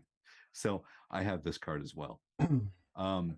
When you decide to attack, you can play this card, and instead of putting one of your crew members in there that you would normally put in there, you would move that one to your ready space, and instead you would pick something else up and put it in the combat bag. Okay. This is humorous when it's in person because you can put keys in the bag instead or something else. In this situation, you can put whatever you want in the bag, and that would just designate that that's what that is. In the digital version, I would say that you would be able to right-click search and pull that token out, because when you reach into the bag, you would feel that it's physically different than the rest of the tokens, and you would know to pull it. So it's kind why of would like you a little want? cheat. Why would you want to remove one of your crewmates? Well, okay, so you would, if you had a crew here in your attack area. Yeah. Sorry, I want to. Do Yeah. you mind if I try and guess? Yeah, go ahead. I think it's because when you put your hand in, you can feel that it's different, and so that is going to act as your crew. So basically, you're making one of your crewmates be a weird shape so that you can make sure to grab it out. Yeah. You're So the effectively new swapping it for new something else. object is a crewmate. Yes, it is a crewmate. Okay, that was the missing info. Got it. Yeah, you're basically cheating. It Okay. gives you that cheat capability for one of the crew in there. It just gives you better odds. If you're doing a 50-50, that would give you a little bit better odds. Got it. There. Okay. It is. So this not one is something that, this one is basically I get to pick my guy. yeah, you're gonna just pick your guy instead. Okay. Cool. Sorry, it is. That is one of the big differences between physical and a digital version. I don't have that capability to translate that very well.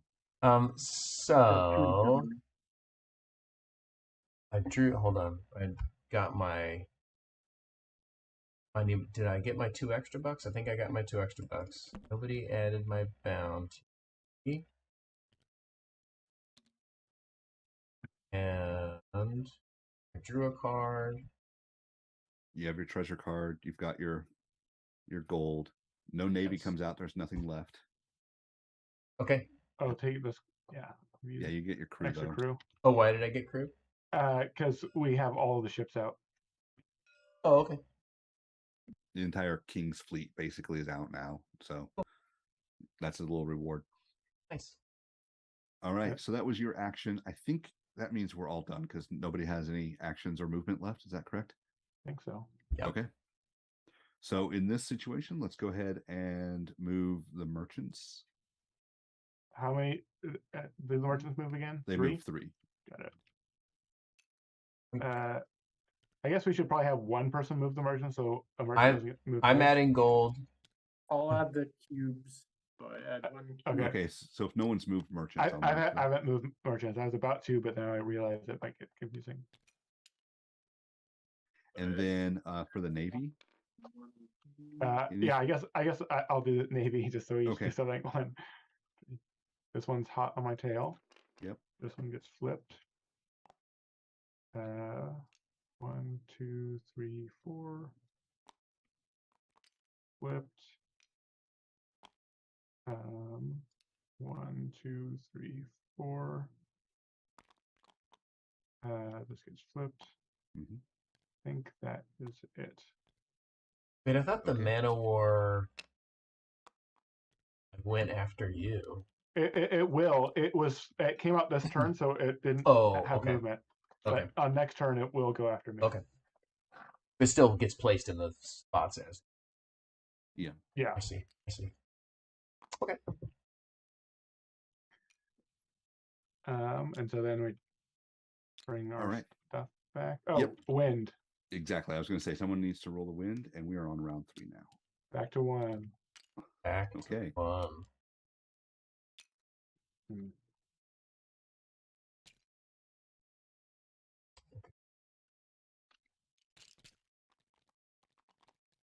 You roll the wind before we do our boards, right?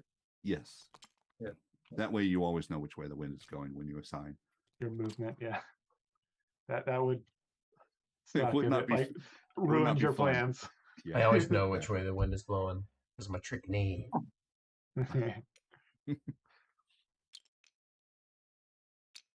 Trickany.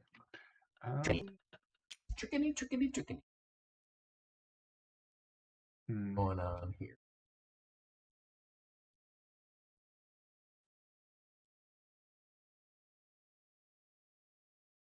Okay.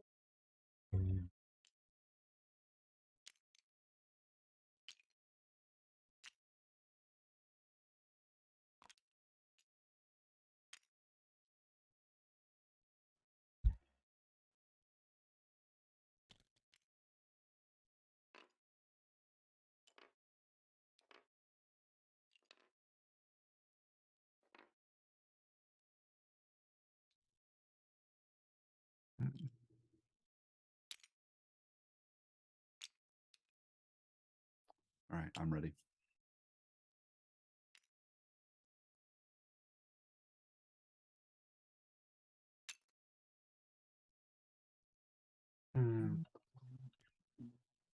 This damn wind. I know, right? That's why I never roll it. I don't want to get blamed again.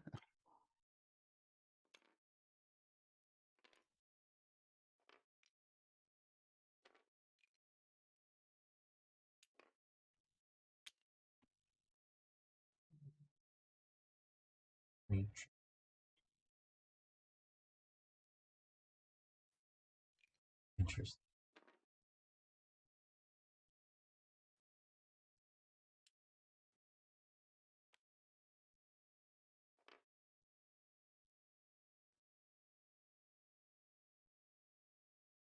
Okay, I think I'm ready.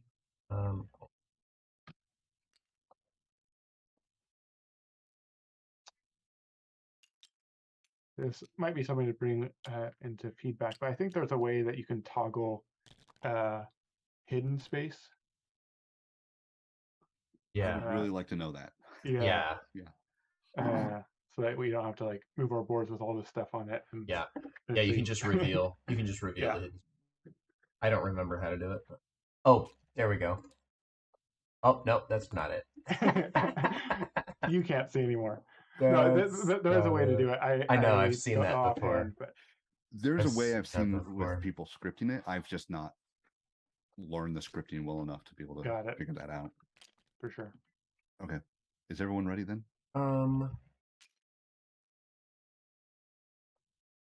Yep. So in the physical game, do you have just like a little block thing to like put in front of your stuff? The reference card that's on here becomes a screen, player screen. It just it's down there. You know, you do everything. Everyone's ready, and then you just lay down the player screen so everyone can see it. Wow, Sasha's on the move. My goodness. I have the Man of War coming after me. It goes fast, and it doesn't care about wind. Okay, so yes, blue is definitely going to be first player this round. Yeah. There you go. And now it's just my turn. Mm-hmm.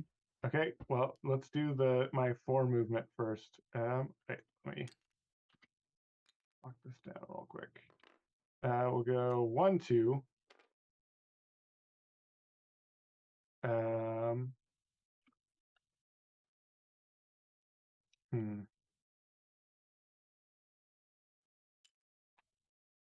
3, 4. That's in my turn. Oh, you're just stopping right there? Right, I can move more after everyone else does stuff, right? Well, so you're going to move. We're all going to move, and then Your next we'll have our action is going to be an phase, and we'll action, come not a back. move. Yeah, so you're going to miss out on an action phase. If that's fine with you, I mean, I think. What I think. Okay, I guess. I guess in that case, I will just move. Is there a detriment to missing out on an action phase? Still have move left? not necessarily. It just means other things are going to happen before you. If you're trying to go to a market, the market's going to change. You know, that type of stuff. Yep. So you just sandbag. I'm just moving the 3 then. Yeah, you can just sandbag and wait and see. Yeah. 1, 2, 3 onto this island. So that'll take up my 2 and my 1. That's my turn. Okay, I'm gonna do 1.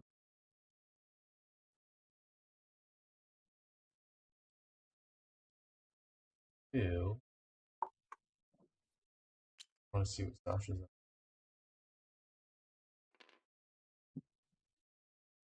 So you're just going to sit there in the ocean as well? Okay. All right. And I'm back. not going to move because I see him off the port bow. If I don't know my naval directions, that's probably the wrong way. That means Sasha and Evan don't get an action. Right. Yeah, exactly. So come back to actions, but Sasha doesn't have anything. So, well, I mean, unless a card tells you that you can do something. No, I'm not playing a card. Okay. I'm gonna attack this island that has the 4 wine. Then I'll put all 4 of these guys in the bag, and 3 of these guys into the bag. Pull out 1, pull out 2, pull out 3, and then pull out the rest because I'm victorious.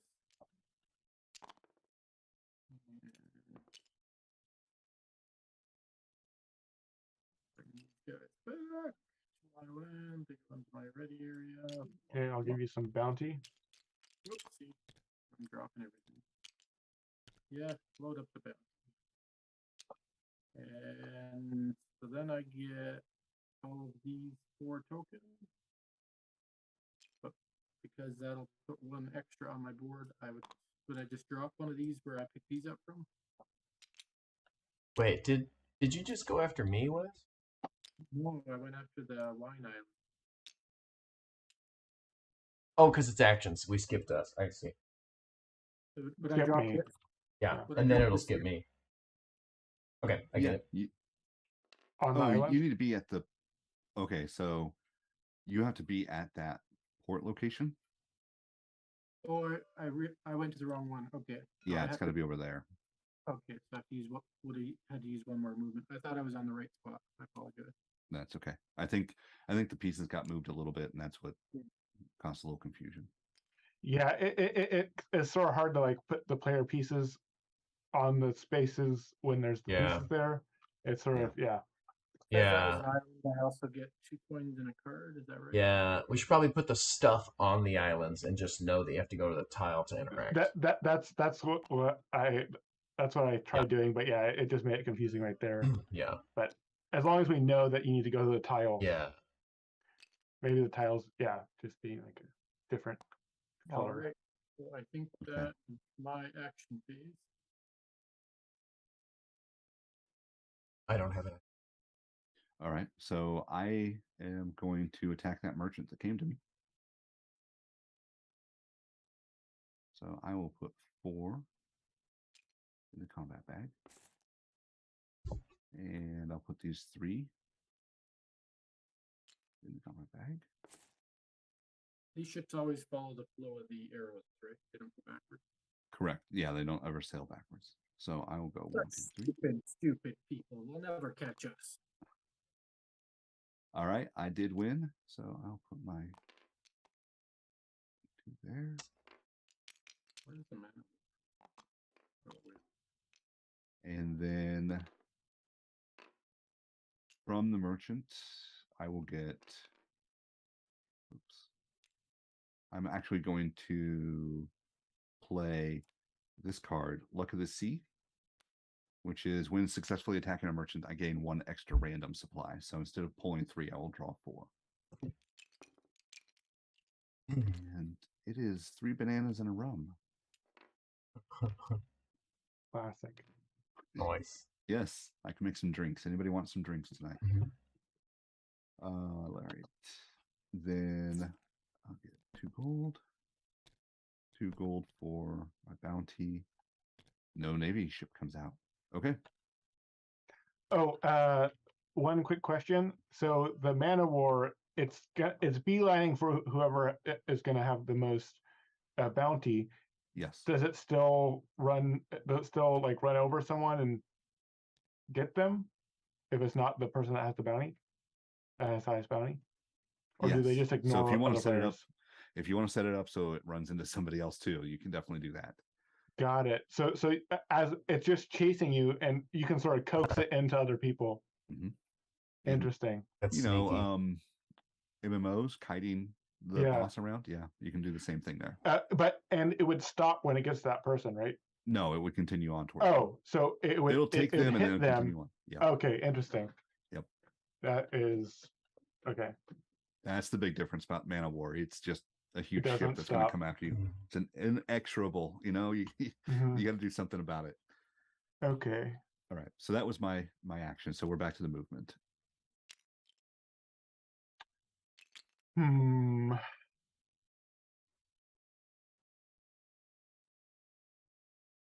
How much did I change my plan based on that information? 1, 2, 3, 4. 1, 2, 3. 2,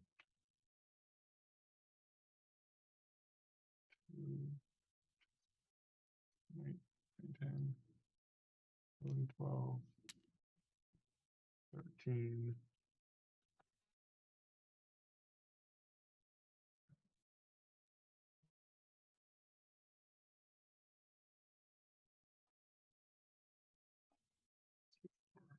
Seven, 8, 9, 10, 11, 12.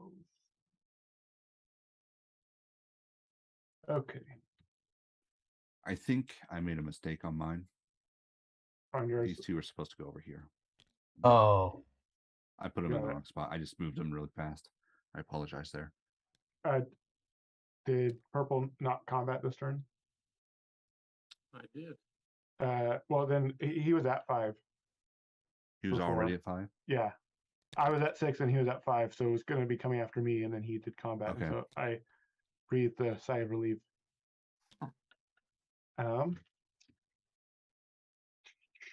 Let's see. Okay. Who has okay, red still has combat stuff going on.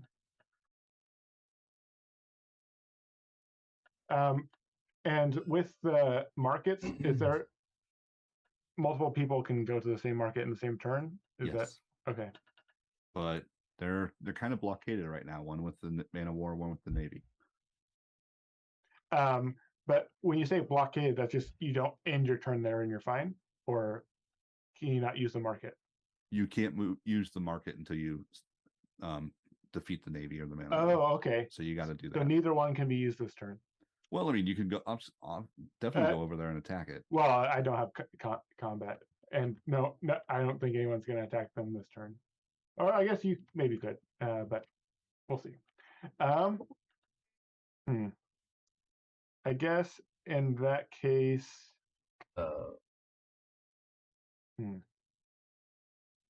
I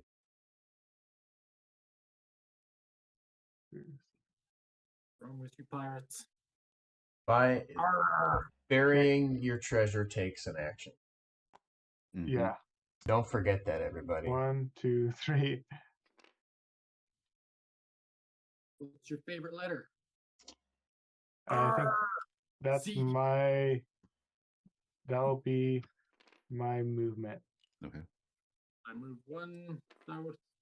My 1 token. I am done for the turn. And I'm safely away from that evil ship by 1 whole step.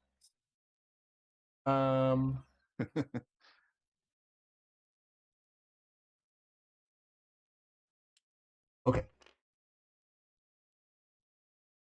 So now I'm going to go the other direction.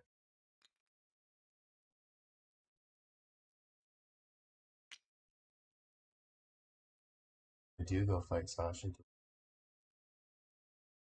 Does my bounty go up if I attack Sasha? No, you take their bounty instead. And But it goes onto your ship. It doesn't go into your bounty. The king doesn't care if a pirate attacks another pirate. He'll pay out. He's happy. Okay. So, new plan.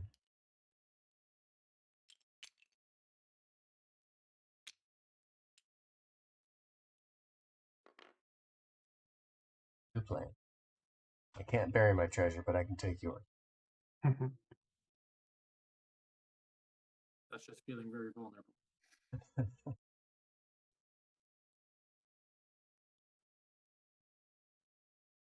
Whose turn is it? Evan's still thinking, I believe. Or no, Nope, I just moved. Right? Yep. Okay. So it's my turn on movement. While I don't have any movement, I do have a card I can play, which is Rip Currents, which allows me to move 2 during the movement phase. Yep. That. So I'm going to move over here to this Navy ship. And that will be my movement. Okay. And then action phase. I'll play a card. So your back's into it. I may move 1 extra space this round. This can only happen during the action phase. Let's move right here. You would escape me? I mean, Now that you did that on your action phase, you can still do the actions as well. oh, so I'll do this now. Then I guess bury my treasure. Yes. Eeky. Yeah. So that's the reason why that card is useful during the action phase.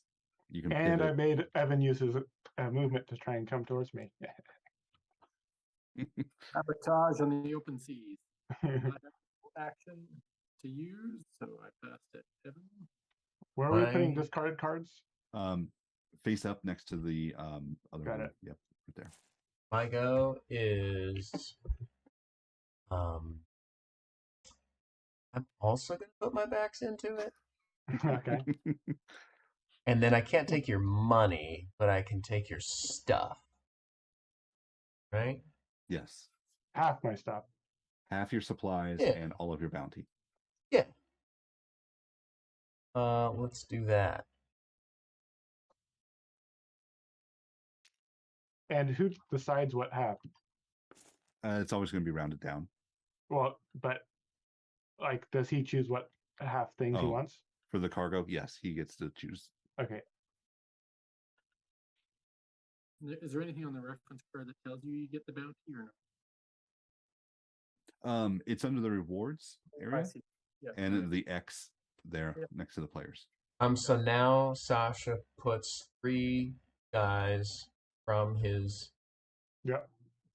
Well, if I want, right? if you want. Correct. Because they're going to be exhausted. They will be exhausted if you do this. Yeah. I don't want to make it easy. Make them work for it. You know Adam's luck with drawing random tokens. I am really bad at randomness, so here we go. Oh, Not this time. Ooh, You not got this it. time. All right. first player versus player action has taken place. And so, yeah, all my dudes are, all those 3 will be exhausted, right? Yes. Oh, I take one. Both short-handed for the final round. Okay. And we still have 2 rounds. So, and then I get to just take 3. Of my goods. And let's see. Got a navy here. Got a navy here. Navy there. Got a navy there. Middle. Well, remember the Man of War will move at the end of the round. Actually, all of these pieces will move at the end of the round.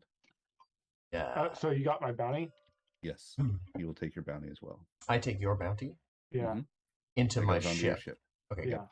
I was like, wait a minute. Now, if you had a bury cell, you'd be also be able to bury and sell here as well. Right. So But I don't. So I'm gonna take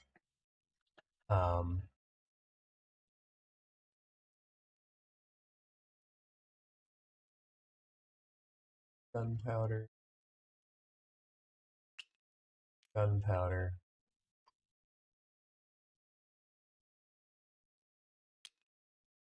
and rum.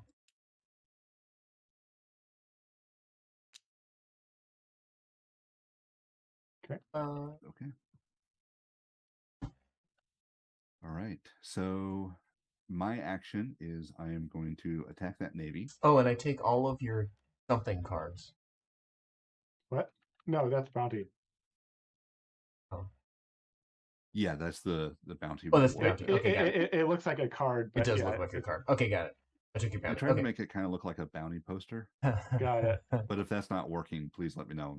I can always update it. I think adding some edges onto the top and bottom, Okay. like frayed edges or something, would Mhm. make it look less like a card. Okay. Let's get these 4. No. Okay, I'll do 3. And the last one. And then because I'm attacking navy, it takes 4.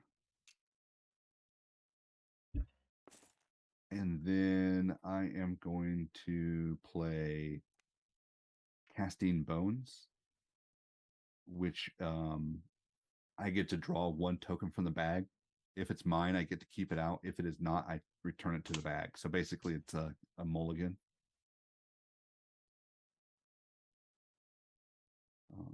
It is one of those rare cards that, as a defender, you'll be able to use before the attacker gets to pull. You get to pull something out.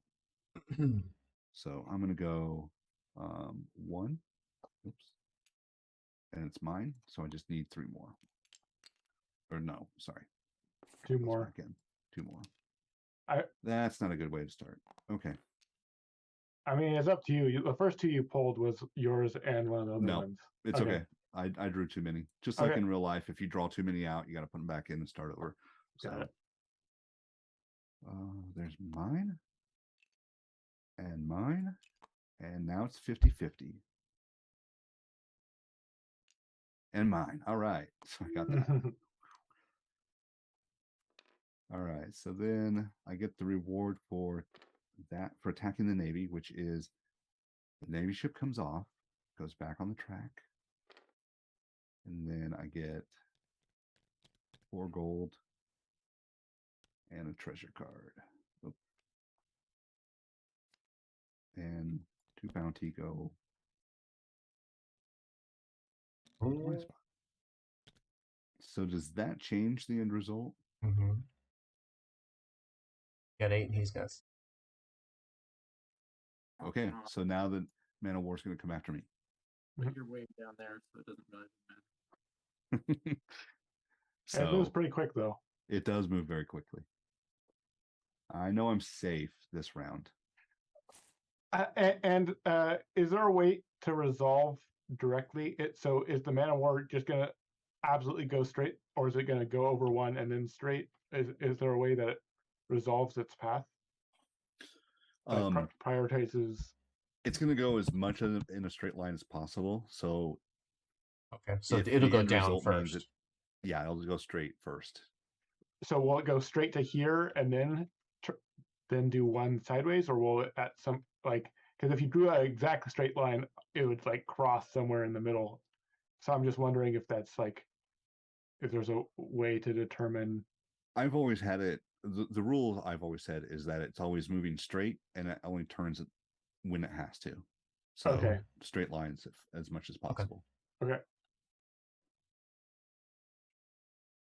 And the longest straight line first. Mm-hmm. Yeah. Yep. Okay. Okay. And then Yep, I'm all movement.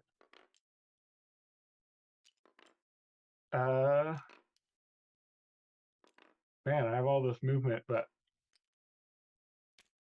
I also want to just hang out and attack Evan right back. I mean, there's a lot of gold on his board. You don't have any buddies to attack. I know, but next round. well, you have to hope that you're in the same spots, right? So yeah, but I think he wants to bury his treasure. Me? What? I would never do.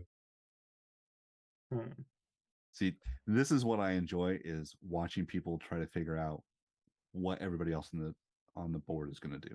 Yeah. So what is Evan going to do? Is he going to move, or is he going to run? Or is he going to stay, or is he going to run next round? 1, 2, 3, 4, 5, 6. Well, you can't stay. You have to move, right? You don't have to move. Oh, you don't have to move. No. I thought so. Okay. Because I didn't have any movement on my board. I just was like, this. I'm staying right here. When you lose a combat is when you have to move. Yes, that is So correct. does that mean Sasha should have moved? When a player attacks a player, do you move the losing player? Move? Yes, he should have moved off. Okay. Of. No, because he was the defender, right? Mm-hmm. Yeah. Yeah, the defender wouldn't move. It's only the attacker that would have to move. If you lost as an attacker, you'd have to move. Yeah. Okay, interesting. So when do we get this crew? Like, so we will get that here at the beginning of this Okay. fourth round. Got so it. I think, are we all done? With We are not all done. I have Okay, a ton of movement. Evan has one movement.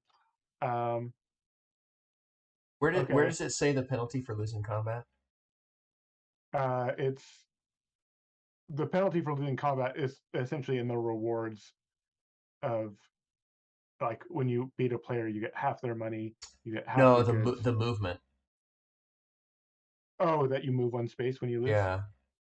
It does not look like it's on the reference card. Okay. Mm-hmm. So that's good to add to that. Yeah. Okay. We have our ships over here. Circular. Man, that's not the greatest.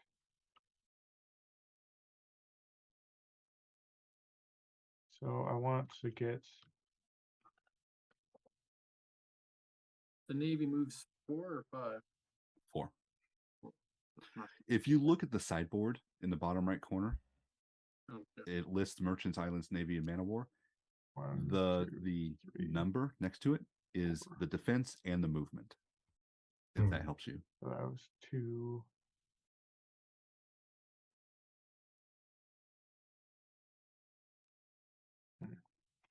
Two, 3. I think I'm going to use 3.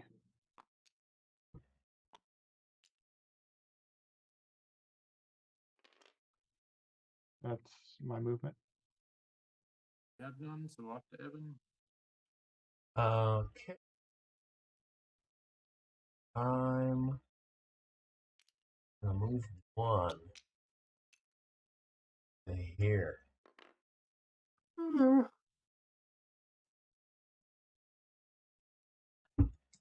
Okay. And then I assume we're back on action. Right? Yeah, because I don't have anything. I have to pass. Okay. Yeah, now we're back on I don't have anything for action. it. Choose not to play action. I do not act. Okay, so now it's back to move. No, now it's back to Dustin's action. I don't have anything, so I'm. Oh, you're I'm not passing. doing your captain? No, my captain ability was for something else that I ended up not needing. So Okay. Me too. Yeah. Is that the Oh, end I of didn't round see then? that. No. So does that mean we are all done with everything? No, it's back to Sasha's move now. I guess I just have to decide if I want to like be annoying to Evan or not.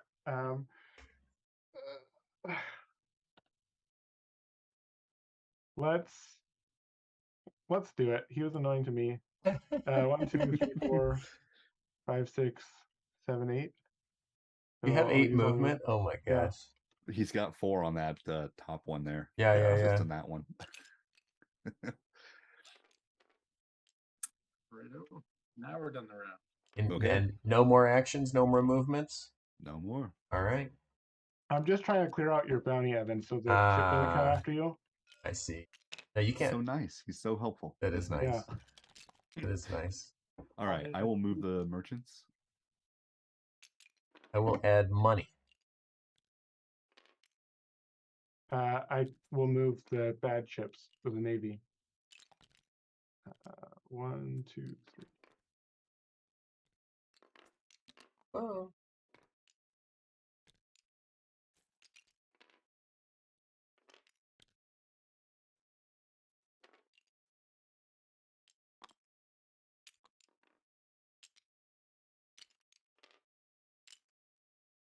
Wow. That's a lot of bananas. A lot of bananas. That's a lot of gunpowder and lumber as well. So Nobody cares about I guess not. I got a ship full of rum. Okay, and we all get our next crew as well. Oh. That'll be a busy round. Okay.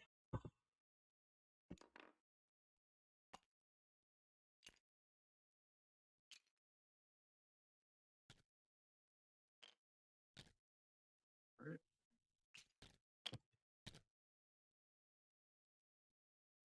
Okay, so supplies and ships have all been moved.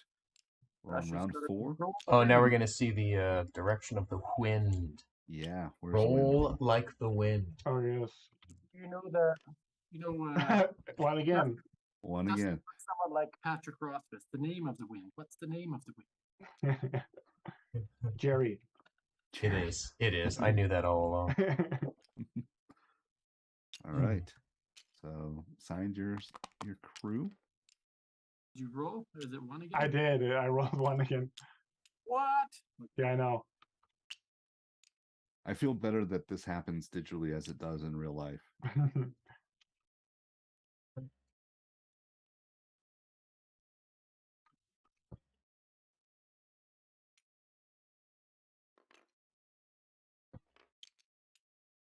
Mm-hmm.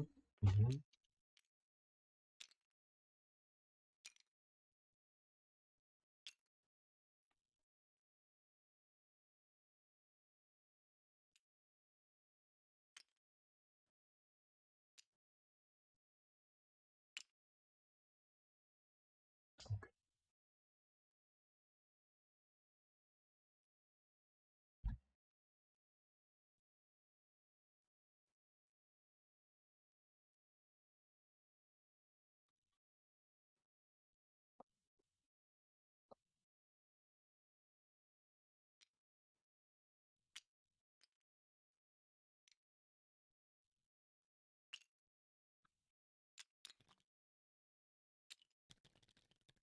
I think I'm ready.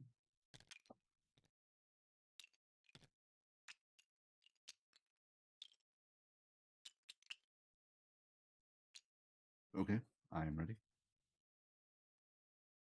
I am ready. Oh, so good. Why is it so high? Did you Okay. raise your I did Level too not. high? lifting? I did not. It just went. Luckily, nothing flew around. Okay, good. Hold on. I claim first player token. Oh. I mean, I get to go. Mm-hmm. All right, movement. We shall go 1, 2, 3, 4. I'll use up this 2 and 2 for that.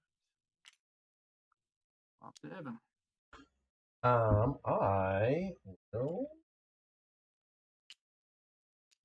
I will move. I'll go. Can I go along the island here like this? No, you cannot go across islands. You have to So go around the island. 1, 2. Maybe Four. you have an airship. Is that a special power? I mean, maybe I do. Maybe there's a card. Wheels. You just put your boat on wheels. 1, 2, 3.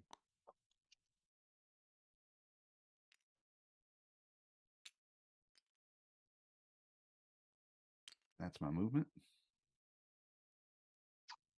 Okay, I will move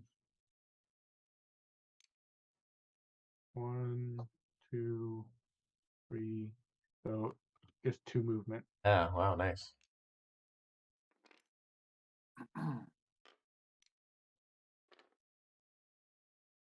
Do we happen to know why there are 3 coins over by the tan player, the orange player? No. Evan, did they fall off your board? That's possible, but I really don't know. I didn't notice. Yeah, we'll have to watch the tape, but I'll assume they're mine. Okay.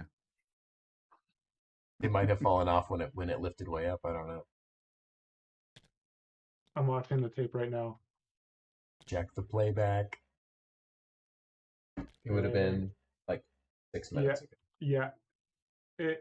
Yeah, that's what happened. Okay. They went really high up in the sky. Yeah. You can just see like the shadows like slowly coming back down. Is it my action phase now? I think so. Yeah. Well, I know Dustin's gonna attack me, but I don't have many options, so I'll sell all my wine for 20 gold. What? Is that right? I think so. You have 5 5 gold? times 4 equals 20. It seems Yeah. good. And these go back in the bag, Yep, they go back in the bag. and then you can rotate that, however that rotates, and I will draw. Do it. Rum. Yeah, I definitely have to figure out how to stack those. You have to set them as stackable in the customized option. I think I'm actually all these. All right. Do you know what type of object they are? I don't think I can see. They're like a tile or a. I'm not able to. Oh, they're a custom token. Custom token. They are stackable. Really? They're turned on as stackable. No. Oh, Yes. I don't know what will happen if I do that. Tabletop Simulator can get a little finicky. mm. So hang on 1 second. Save. Yeah. Save game. Save game. Flip table. Is it your turn, Evan? Is it? Okay, great. Okay, everything's saved to this moment. I am gonna sell, and I'm gonna sell way less impressively. Yeah, this stacks right here. Okay, all my money's just gonna get stolen anyway. So. I think only these ones right here are stacking. Yes, least- it does look like it's limited to. I'm selling for 8. Oh, did it only do those 2? Yeah, I think it only did these ones right here. How weird is There's that? there's 4 right there, but if you like empty this bag and then place one of these coins in, then it should. This is the stackable one right here. Let's see if I'm trying to remember how to do that. If you right click, you can. I think I forget what the option is called exactly, but it's like clear bag or empty or delete contents or something like that. There's reset, deal, draw. A reset, I think, is what you want. And now let's put the stackable coin in. And now Okay. these coins should be stackable. Oh, maybe not. Right? Nope. Okay, weird. So there was a stack here, but as soon as I took them out of the stack, it made them not stackable anymore.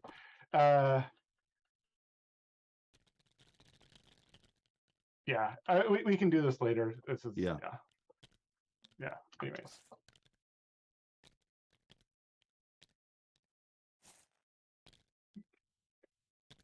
Acting like a little bag, but I think if you took all these out, hey, try it. Now they won't stack. Yeah. Nope, they will not. Yeah, we'll figure that out later. What are you doing, Okay. Evan? Yep, I sold some stuff.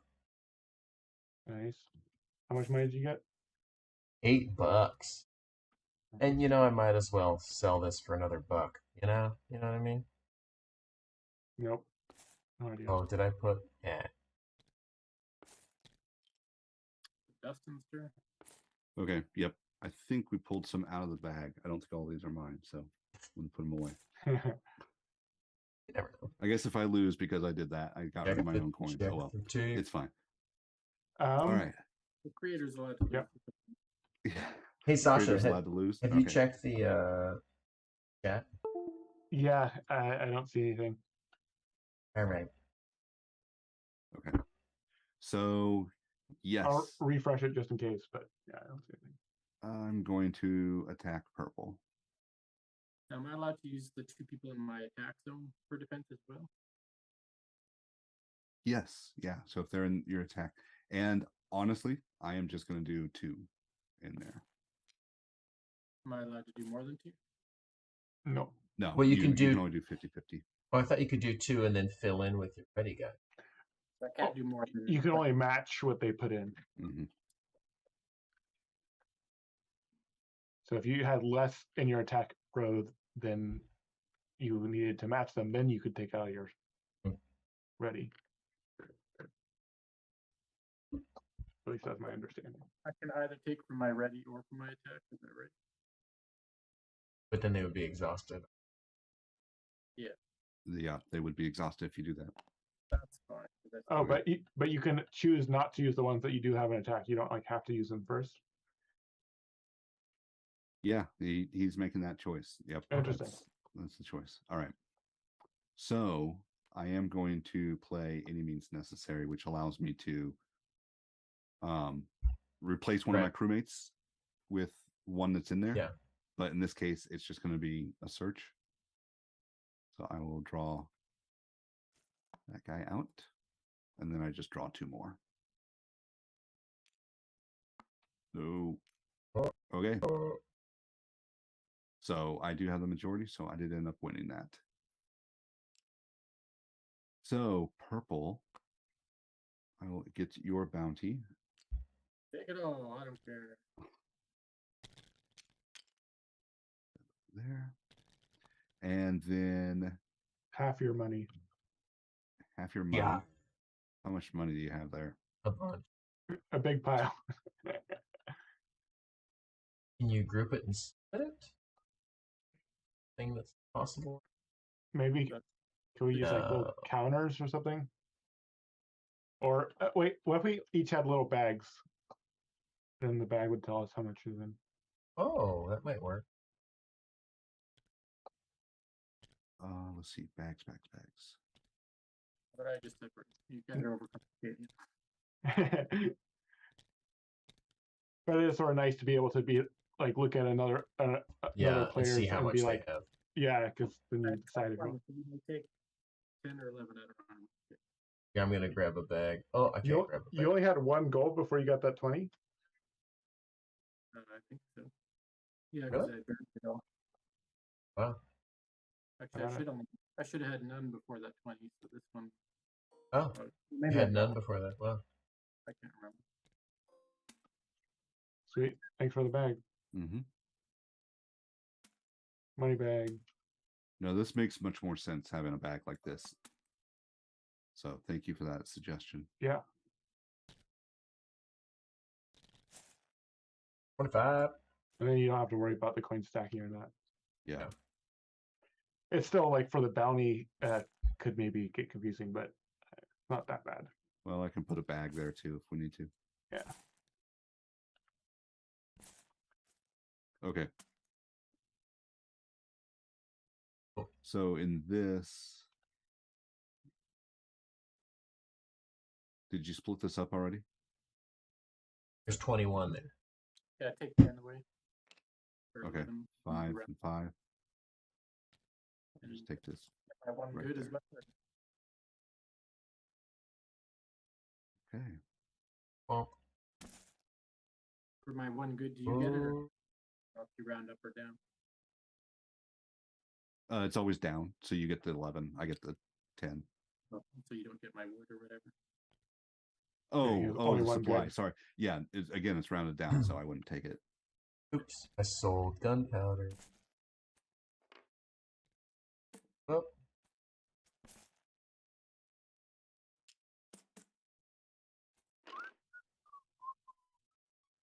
Bananas. Bananas for sale. Ooh, yeah. Bananas for sale. Got your bananas for sale. Got your bananas right here. I think it's your turn then, Sasha, right? Oh, is it? Okay. Yep. Combat. Let's get some Let's gunpowder. get fighting. Let's just throw all of these in here. Good old fashioned brawl. Okay. 1, 2, 3. Nailed it. Easy. Guys.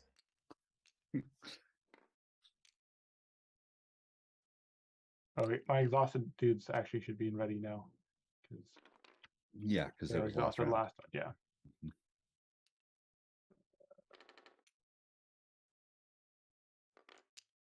Okay, and so this is Okay, so you need some gunpowder bounty. cache.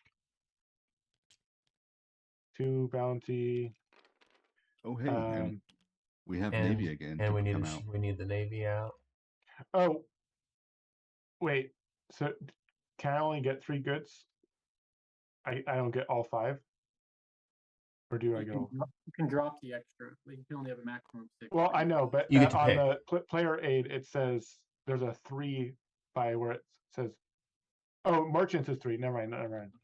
Mhm. I confused myself. Ooh, Okay. I think I'm not interested in this rum for a sure. lot of gunpowder. My ship might blow up.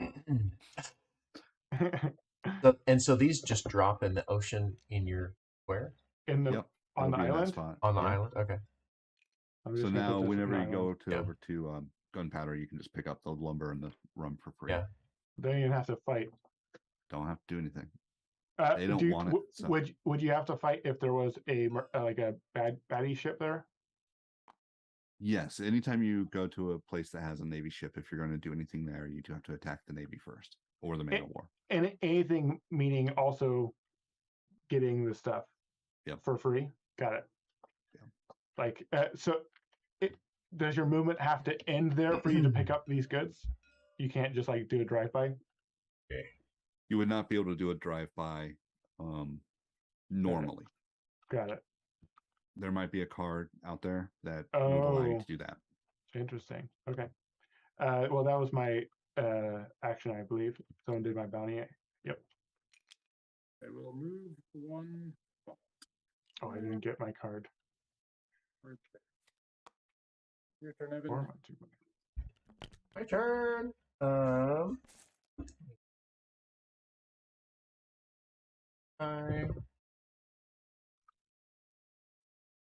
Now 3 movement left. We go 1.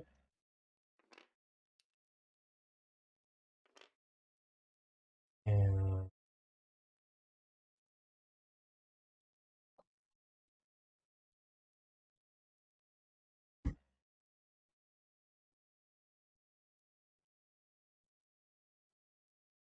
ooh, or do I want to fight the Navy? Better. Navy gives you a couple extra bucks. And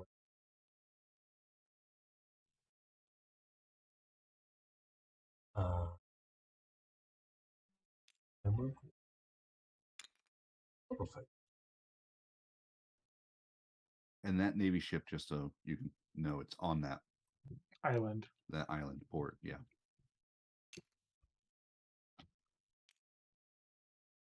You hopping on the pile?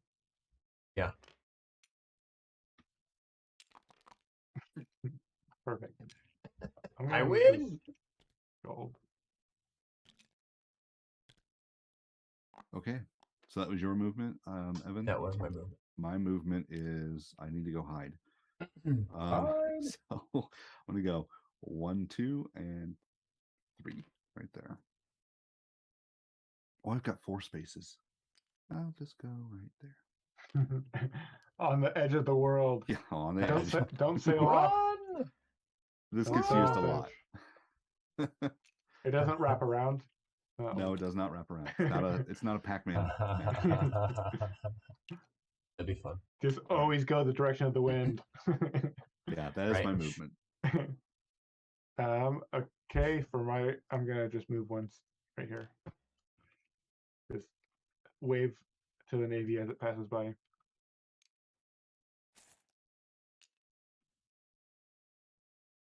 When it That's comes my to turn. player versus player, so if I attack someone, they can only ever have as many pieces as me, even if they have more attack people on their board. Mhm. An odd way, because then you can't defend yourself very well. All right. I don't have an action to take. Good stuff. Did you finish your action, Sasha? I did a movement. Oh, Right. okay. Yeah, Now so it's we your just finished action. movement. Yeah, we're back to action now. Okay. And I can't take an action. I will attack these dirty Navy. So 4. They get 4. Oh, not. All right, here we go. Oh my goodness. I need to stop complaining. No, the complaining is what did it. Well, that's actually probably true.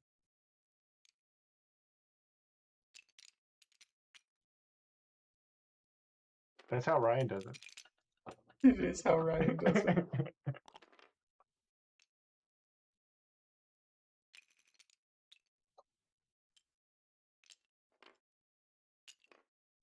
So he goes away. You get 2 bounty.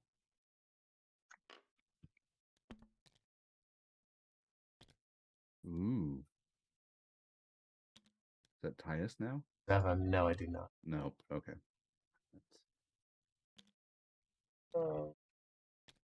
And hold on, I also get $4.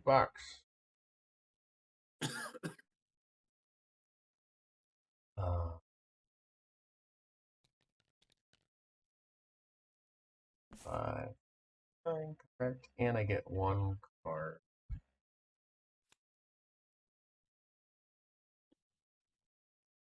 Okay, I do not want to use the card, and then I did not attack the island. I should have saved again, but I didn't. Okay. Yeah, I wouldn't have been able to attack twice. Okay, anyway, that was my attack. I don't have anything I can do, so I'm passing. I don't either. Now we're on to movement phase again. Yes. Well.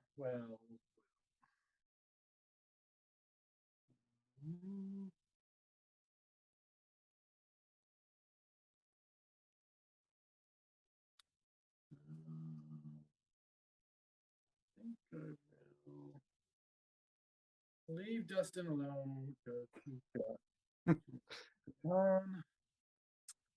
If I want to move this way, it costs me 1, 2,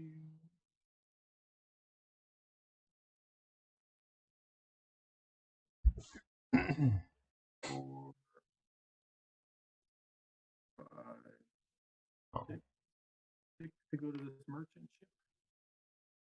If I go to that merchant ship, that will take these 2 dudes for my movement. I think that's only 5 movement.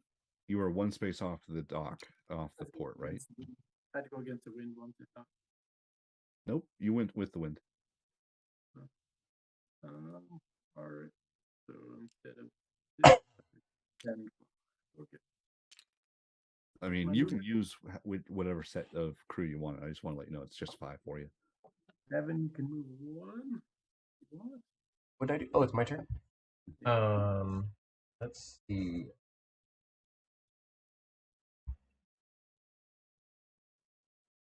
Oh, I'm over here. I'm. Huh.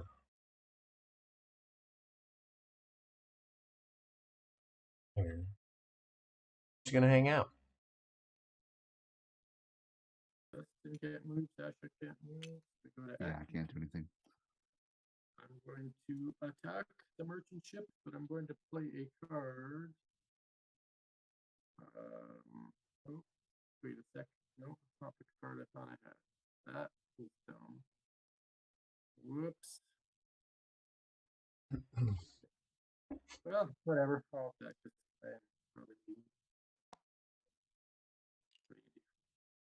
put 2 in the bag and 3 of theirs. But the odds are not in my favor. Odds ever. And then I can't get it in the bag. A 1, a 2, and a lose. All right. So I get pushed away, and all that comes out. And whoever wants to go next can go. I think you're the last person that can do something. Less. Evan has a move, right? Yeah, I could sandbag and move once, but I'm not gonna. Okay.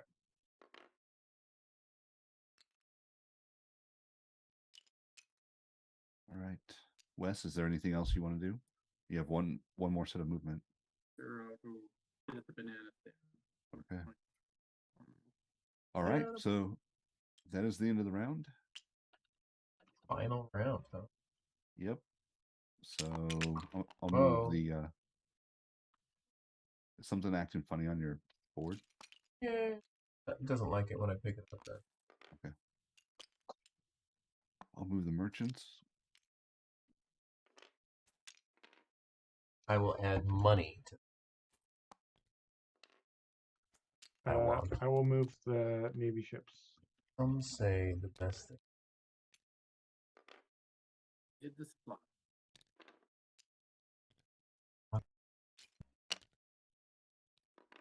How did these 2 merchants get next to each other?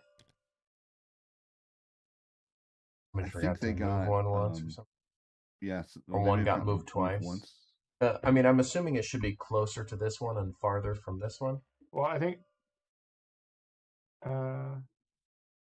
Is how far did they move? 3? I think it should be like. Oh yeah. Because they should be evenly spaced ish.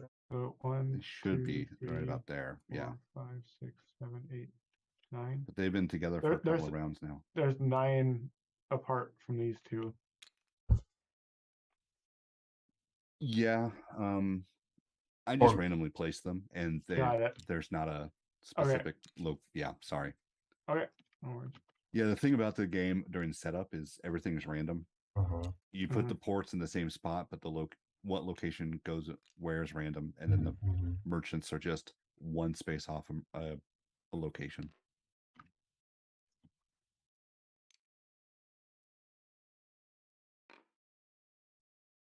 Oh wait.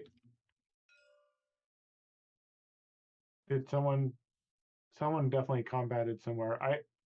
I combated here. I think my last combat was to put that ship back. I killed it. Oh, yeah. Yeah. You're Yeah. right. It was the last thing. Okay.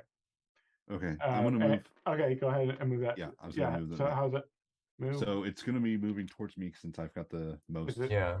bounty. It'll go that way. So yeah, 1, 2. It hits the island. So 3, 4, and then it can come right here. 5. Well, 4, wouldn't it go there? 5. Yeah. Okay. Either one would get it to the same spot. Yeah, just like the straight lines. Yeah, thing. this will be the last turn. You're right. So that's the right spot right there. Okay.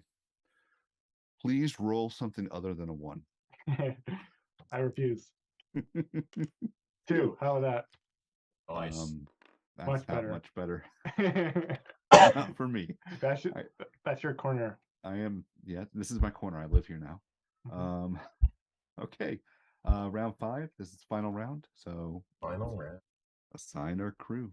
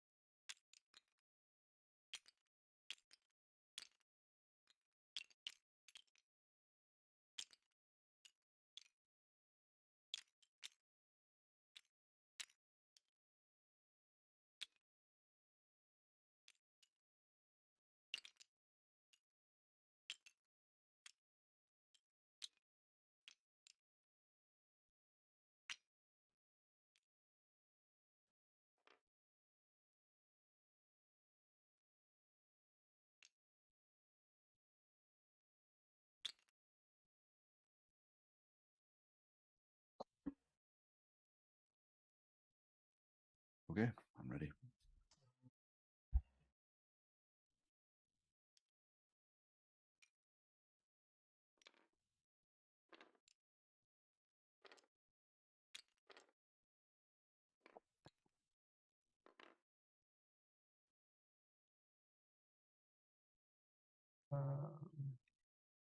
Play against every time. I think. Also,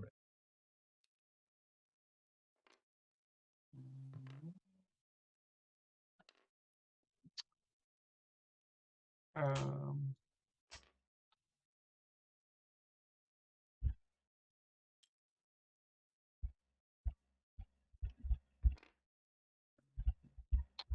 I think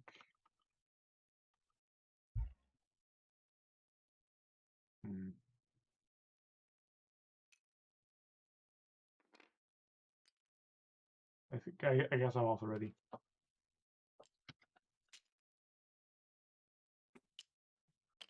Is that everybody? I think so. Okay. All right. Go ahead and reveal.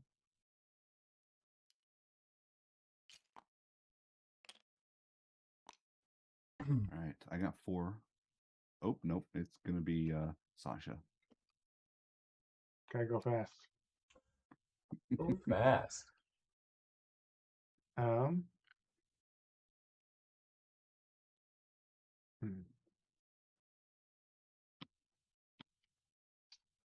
Interesting.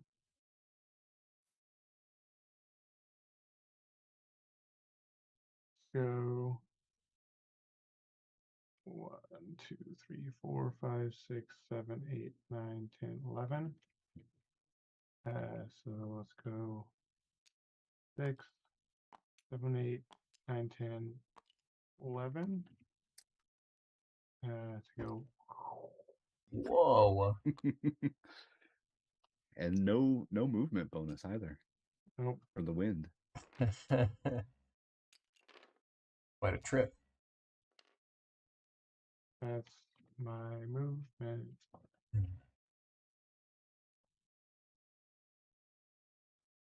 And 1 and 3.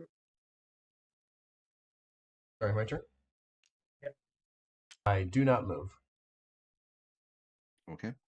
I am going to move 1, 2. Take him out. Hopefully. Oh, I'm going to do this. I'm going to do 1, 2.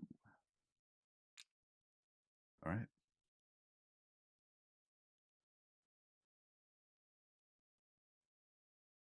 So back to me. Mhm. Actions.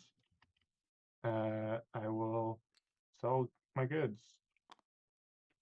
A lot of money. I guess Times 5 is 20. I'll just sell all my goods. Yeah, 22. And get 22. I'll change the market here. Okay. Actions like that.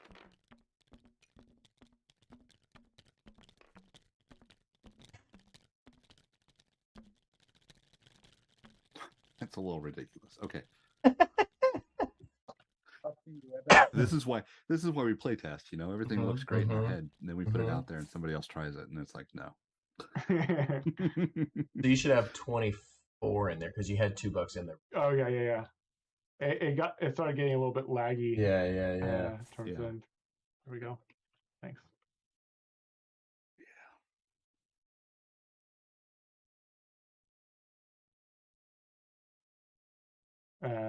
So I think that's it for my action. Yeah, 7's turn. Is mine? Oh, great.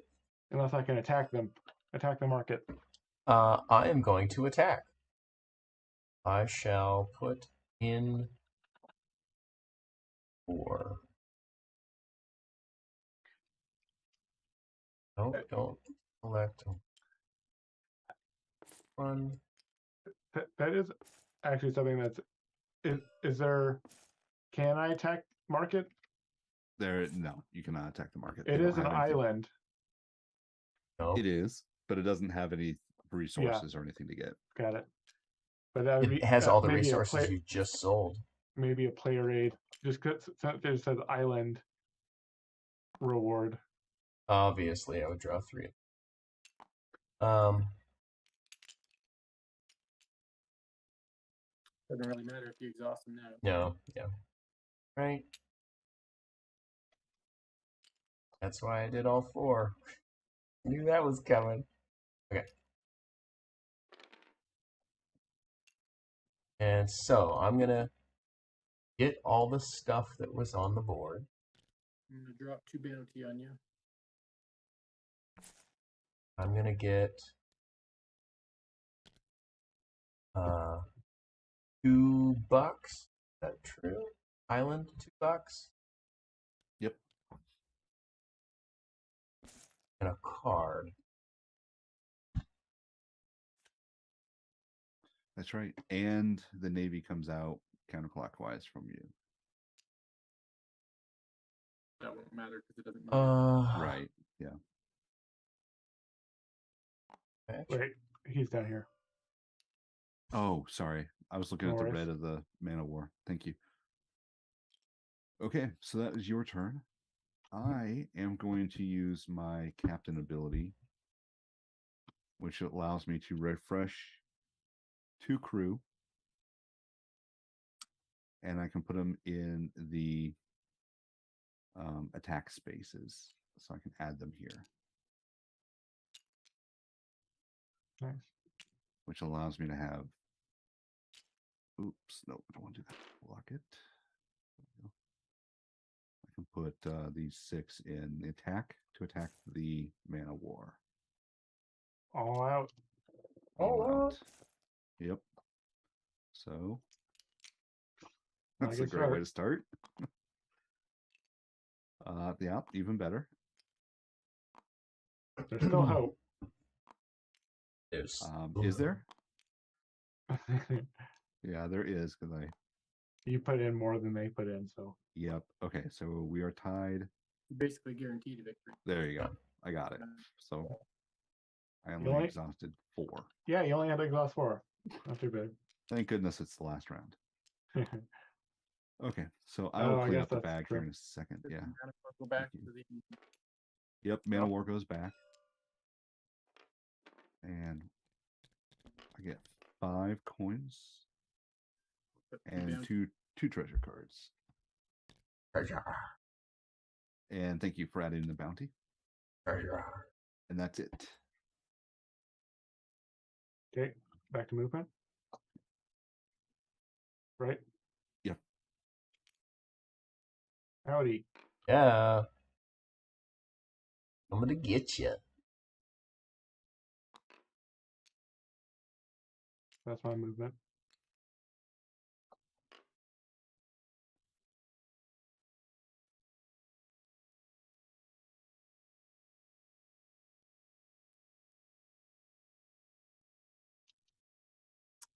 Nothing I can do. I'll attack this shit next turn. That's all.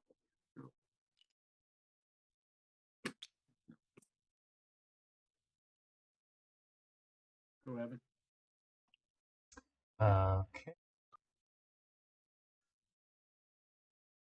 Go.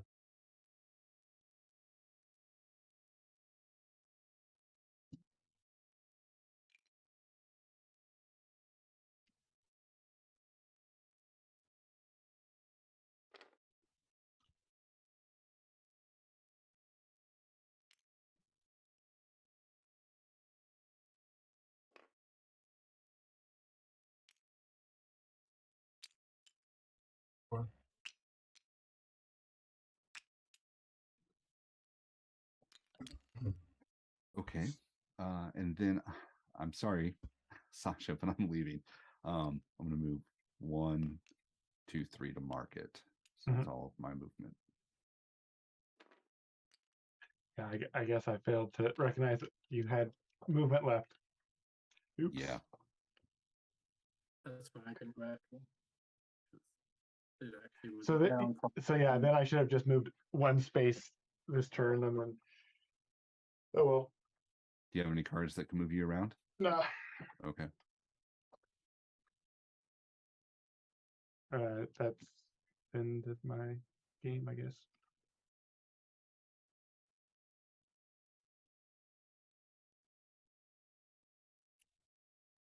whose turn is it now? Wes, I think. My action phase. Okay. Mhm. I will or first I will play card. Navy and Mana Warship. Place one less token in the bag when I attack. Is that just for this turn? Yeah, whenever you're doing this attack. Yep. Put 2 in the bag. And they put 2 in the bag. Is that right? They will Yep. put 3 in the bag instead of 4. Oh, then I will Navy puts in 4, yeah. Yep. do 3 Are and you- 3. You're saving an attacker? You know what? Then I'll keep the card and I'll just put all 4 of mine in. Alright. Doesn't make the card's worth money. Alright, and then I draw out 1, 2, 3. And I'll draw 12, 2. So those guys are exhausted, but it really doesn't matter.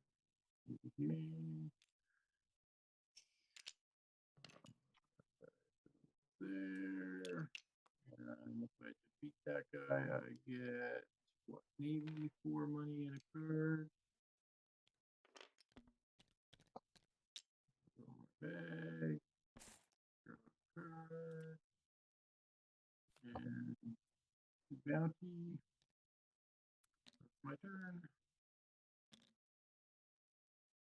Does this mana war go out or does it matter? I will remove that Uh, Navy token. I'm gonna bury my gold. Say that's over here, Greg.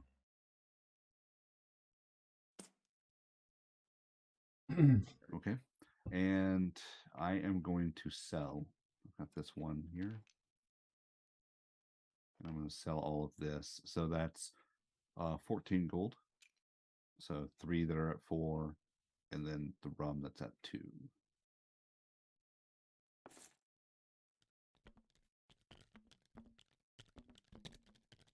Yeah, I'm kicking myself for leaving the market. I did not There you think go. about you being able to move. Well, yeah, I mean, I can't do anything else for the rest of the game.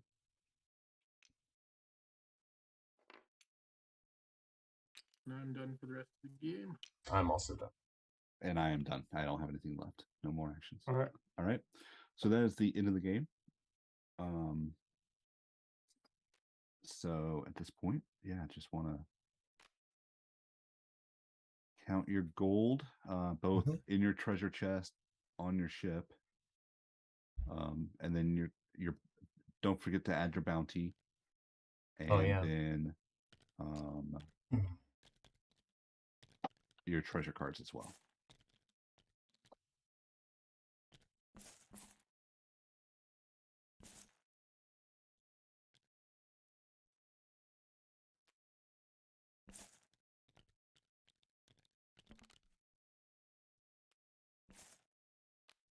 Got us.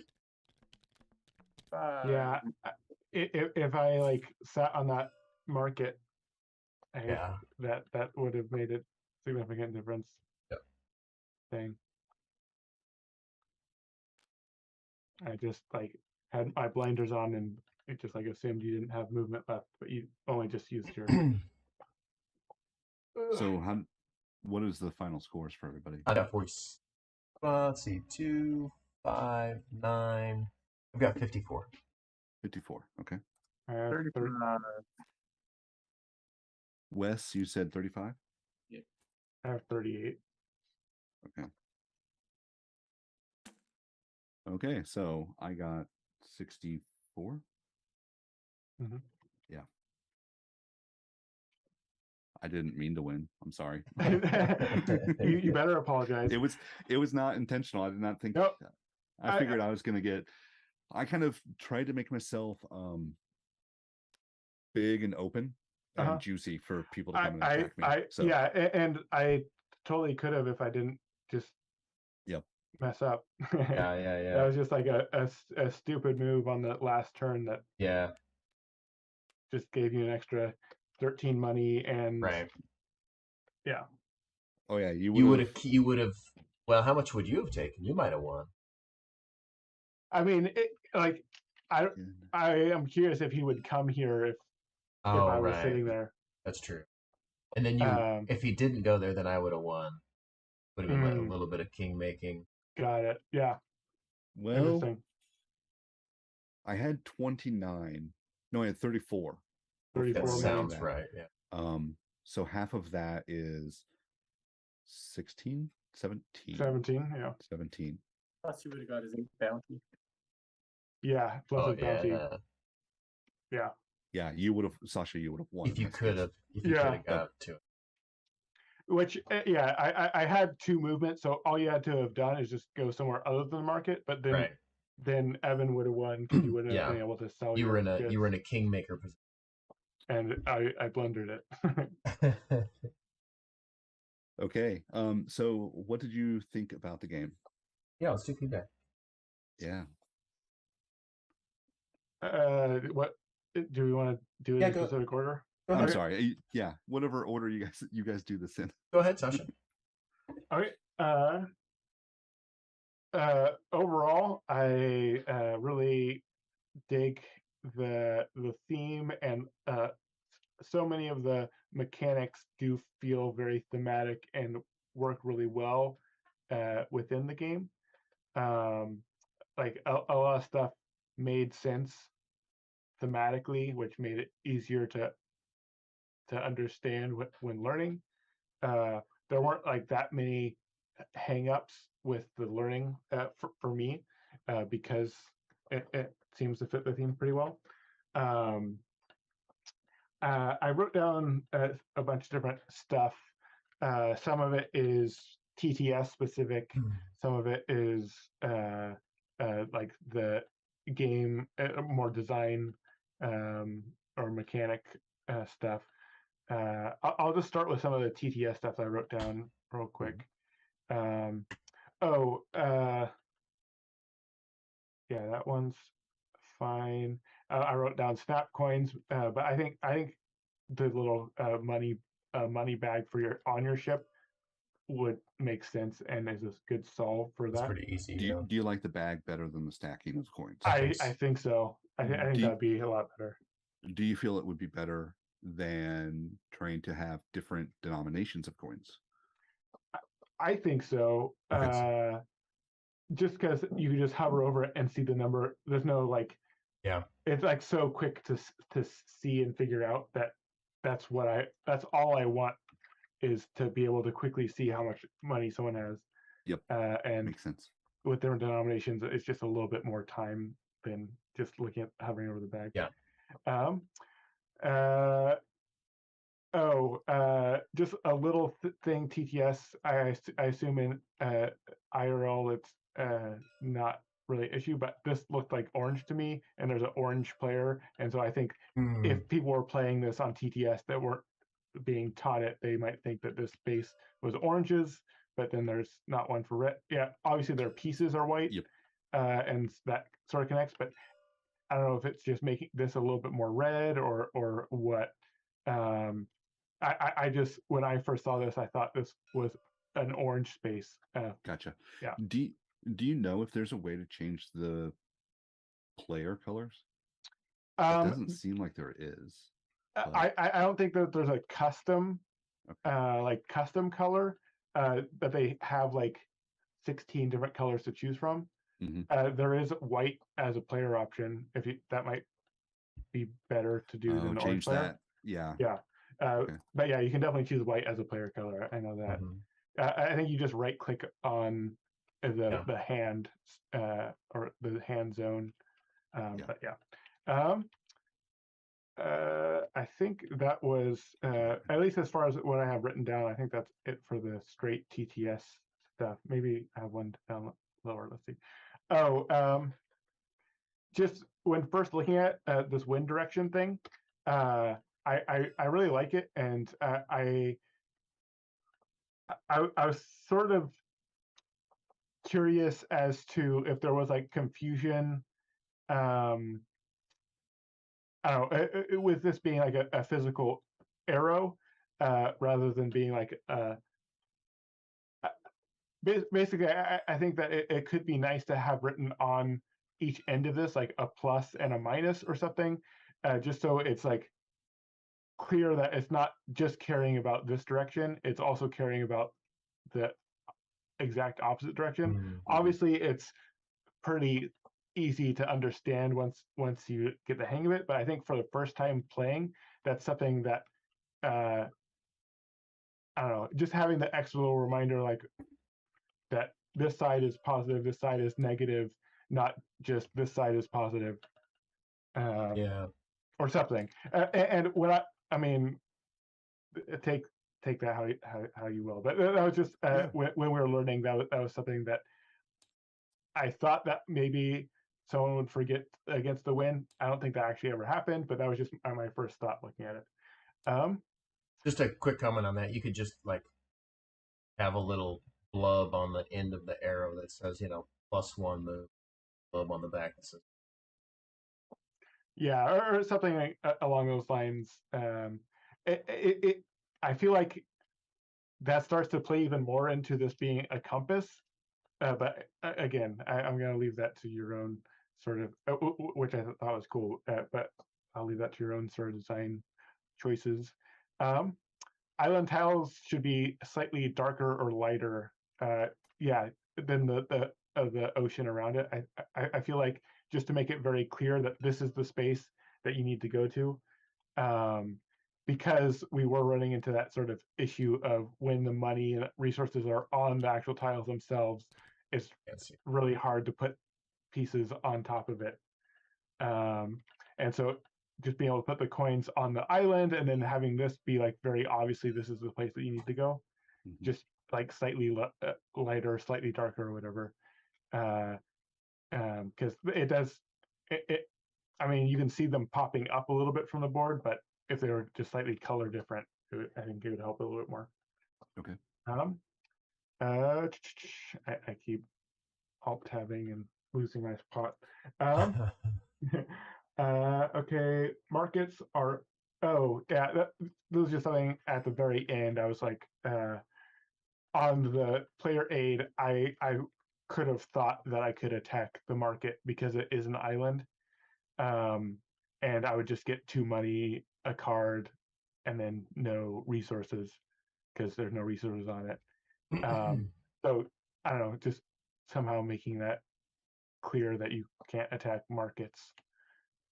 Obviously, thematically, it makes sense, but if it would have been sweet for my final move if I could attack the market just to get an extra card and 2 gold.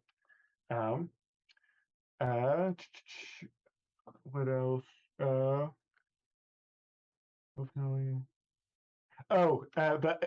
exhausting units on the last turn. It sort of felt like to me like there should be some sort of penalty for exhausting, because there's absolutely no difference from exhausting and it just going to rest on the final turn. -1 gold per or something. Yeah, or just something, because then it just makes combat on the last turn so much better. Like doing lots of combat on the last turn that's the most powerful time to do combat. Obviously, you want to sort of incentivize to be doing combat, and people are probably going to be doing combat more on the final turn anyways. So maybe it doesn't matter too much. It just, as someone that wasn't really set up to do combat on the final turn, it felt like everyone else just like there was no disadvantage to just pulling out more guys, and that felt a little bit bad from as a player that didn't get to do much combat on the final round. So yeah, just like a -1 gold or whatever is what I thought would make sense, but obviously whatever. When we first got these cards, I felt like some of the text on them seems like a little bit small. But there are some cards that don't have a lot of text, and then there's some cards that have a decent amount of text. I sort of wonder if some of the text on the lot more wordy ones feels a little bit, I don't know if redundant is the right word, but it seems a little bit more wordy than it maybe needs to be. So I wonder if you had a more uniform text box size, like a text box size similar to the longer wordy ones, but then just had the text a little bit bigger. That was something when I first saw these cards, I just like with how small it was, I thought it was just like flavor text, and that these were just worth money. But obviously, they all have abilities. It just, the amount of art to words for some of the cards just feels a little bit. It feels a little bit off. And again, like for example, like this card, I think that size of text box to art is great. I just think that the amount of text on here could maybe be reduced a little bit, and in the same way, this could have a. I don't mean to. The art and everything in here is awesome. I really like the art and everything, and so I don't want to. I'm not suggesting messing with too much, especially if it's too much of a hassle. That was my first thought is. This text is a little bit small, and I wonder if like the longer cards could be a little bit less wordy, and just the text size could just be slightly bigger. Okay. Hey, I just want to say, yeah, don't hold back on feedback. I have been doing this long enough. You can say whatever you want. I am fine with it. So okay, because you sounded like you were like pulling back a little bit on that, and that's okay. Don't worry about it. My only worry is just like when this game does feel like it's a level beyond a sort of prototype in that it has awesome art and everything, and so I just want to add that sort of that salt, that extra take it with a grain of salt kind of thing. But, yeah, this is the first time with the final artwork that I'm doing the layouts on the cards and everything else. So I am loving the art. I want to make sure I show it as much as possible. Absolutely. But I also need to have the reality that if it's hard to read, it doesn't make sense to have those different variable heights on that, then I need to know that. That's fine. Tell me everything. I'd rather know more and make my choices based off that than somebody not telling me something I really need to know. Totally. Okay. Yeah. Just like none of the cards I can read unless I alt over them. Yep. And so that's just something that for some players, they are maybe not as used to alting every single thing that they are playing because they don't play a lot of TTS or whatever, or they're newer to TTS. And so, yeah, just having text a little bit bigger, I think, would make it easier for those types of people. I wrote two things about two specific cards, but I think it was the same sort of thought. Wording of anything, any means necessary. I want to find that card really quick. Oh yeah, here it is. Yeah, I mean, I think this, it was Evan was bringing it up and was confused about what it meant. I think there could be a way. I think the wording needs to change on this so that's a little bit more. It makes more sense. Like that, this object that you're putting in is a crewmate.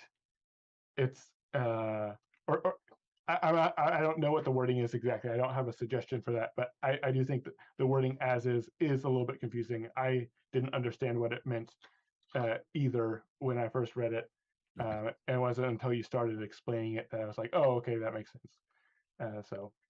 Now, let me ask you a question. Do you yeah. feel like this is more because you don't have that tangible ability to change, or is it you? Okay, so independent of being digital. Perfect. Yeah, I was reading it as if we were playing in person, and it wasn't making sense to me at first. But like once you started explaining it, it clicked in my head. I was like, okay, yeah, I totally get why that is a good ability. We mentioned this before as well. The bounty symbol looks like a card. Right. Yeah, just making it slightly wavy, so it's like a scroll, or frayed edges, so it's like a bounty sign. If you like want to stick to that bounty sign sort of thing, I think there's ways of making it look like a bounty sign without it looking like a card.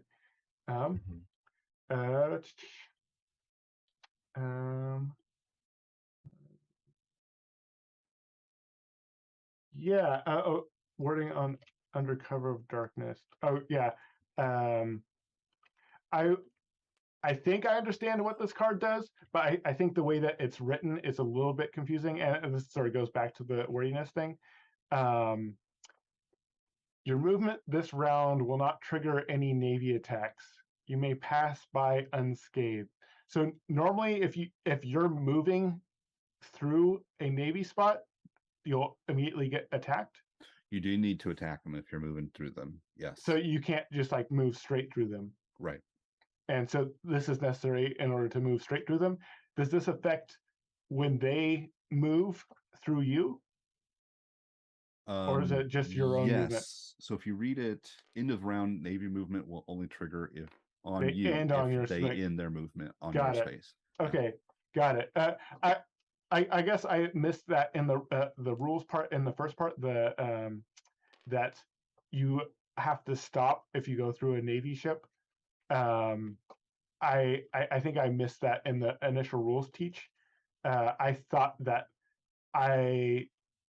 during our movement, I only need to stop there if I want to attack them, but I could just move past them if I wasn't going to attack them.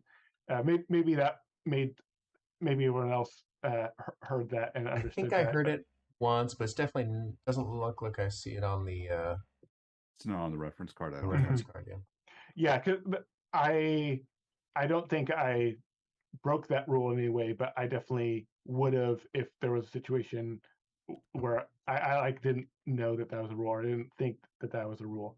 Okay. But yeah, if I knew that was a rule, this would probably make a little bit more sense. I think that's most of what I have written down. Just to come back to what I was saying at the beginning, I do really like this game. I think it's has some really clever stuff going on.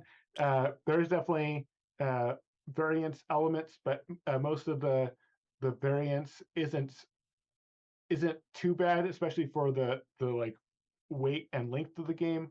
I'm definitely not much of a I don't know. I generally don't really like dice games, and this sort of combat system is reminiscent of that sort of dice randomness, where you just can get unlucky sometimes, even if the odds are in your favor. And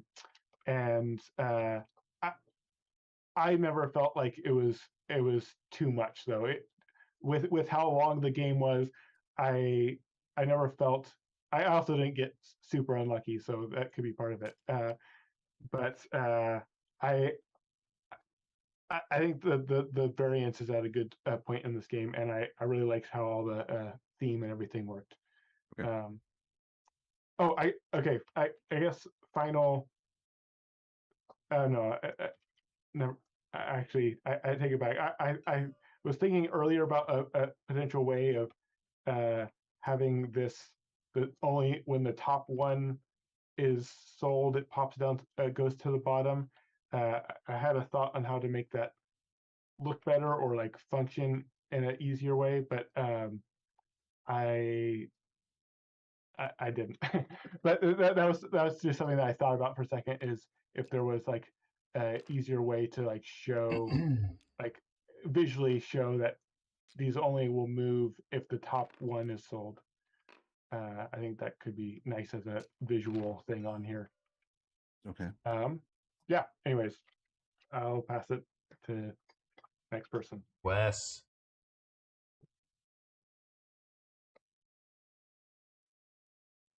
Oh, Wes, you're muted. Whoops. Sorry about that. That's okay. Still here. I think we've His all done best this, feedback so. is already gone. 2.5 years of COVID, and I still don't know how to press mute.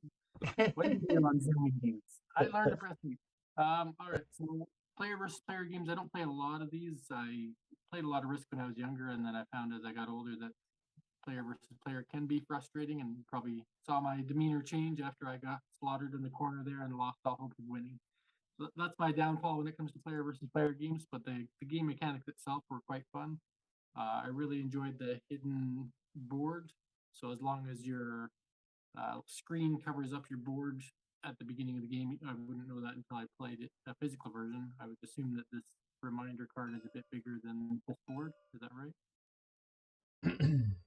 Yeah, it's a bigger screen, much bigger. It's just since we can alt view it, I didn't want to make them too big, and they have no functionality in this version.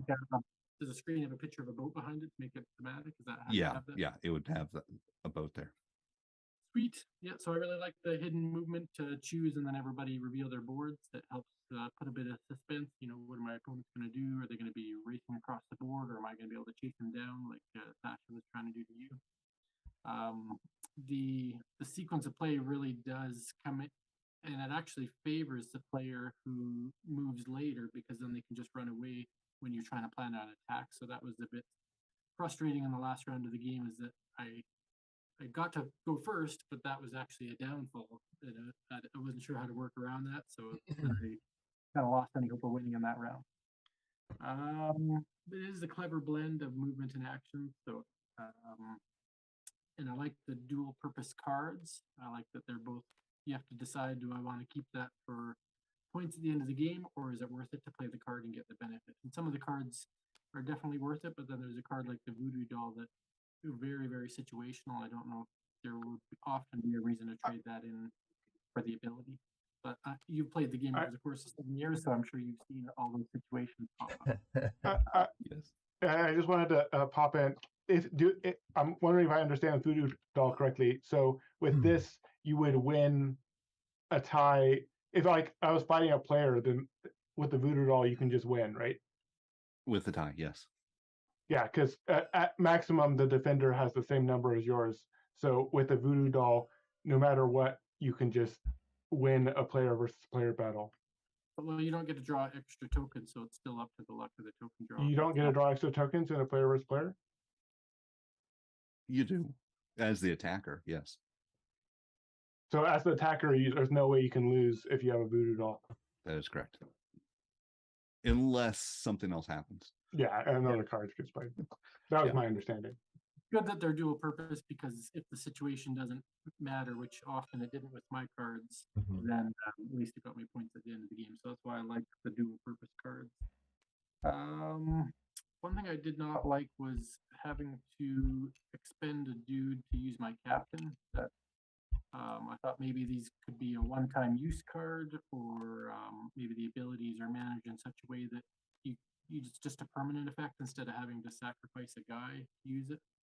Because the couple times where I was going to use this, then the situation didn't happen where I could use the card, and it's like, well, now I wasted a guy to play this. For my particular card, it was frustrating. I think some of the other cards weren't as situational. The pickup and deliver mechanic was neat until it, it didn't work in my favor. I picked up, I delivered, and then I got slaughtered. But I do like that there's 2 ports and a changing market mechanic. So that was neat. The Mana War, I think I had a note about that. Mana War might be better to make that black so that we don't get that mixed up with the red that happened in the game. Might have just been a TTS thing, but since there's no black player, maybe a black Mana War and a red one.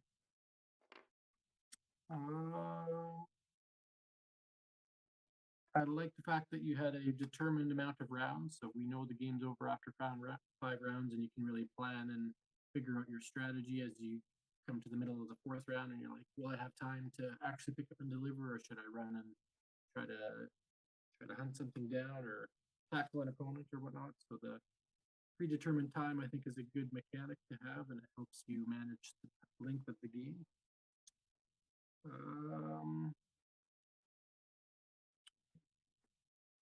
And on this board on the side here, just kind of graphic design wise, I don't know if you need the giant letters bounty. You just had the bounty symbol that matched what was on your player aid. That might be enough, and then it doesn't look as tacky there.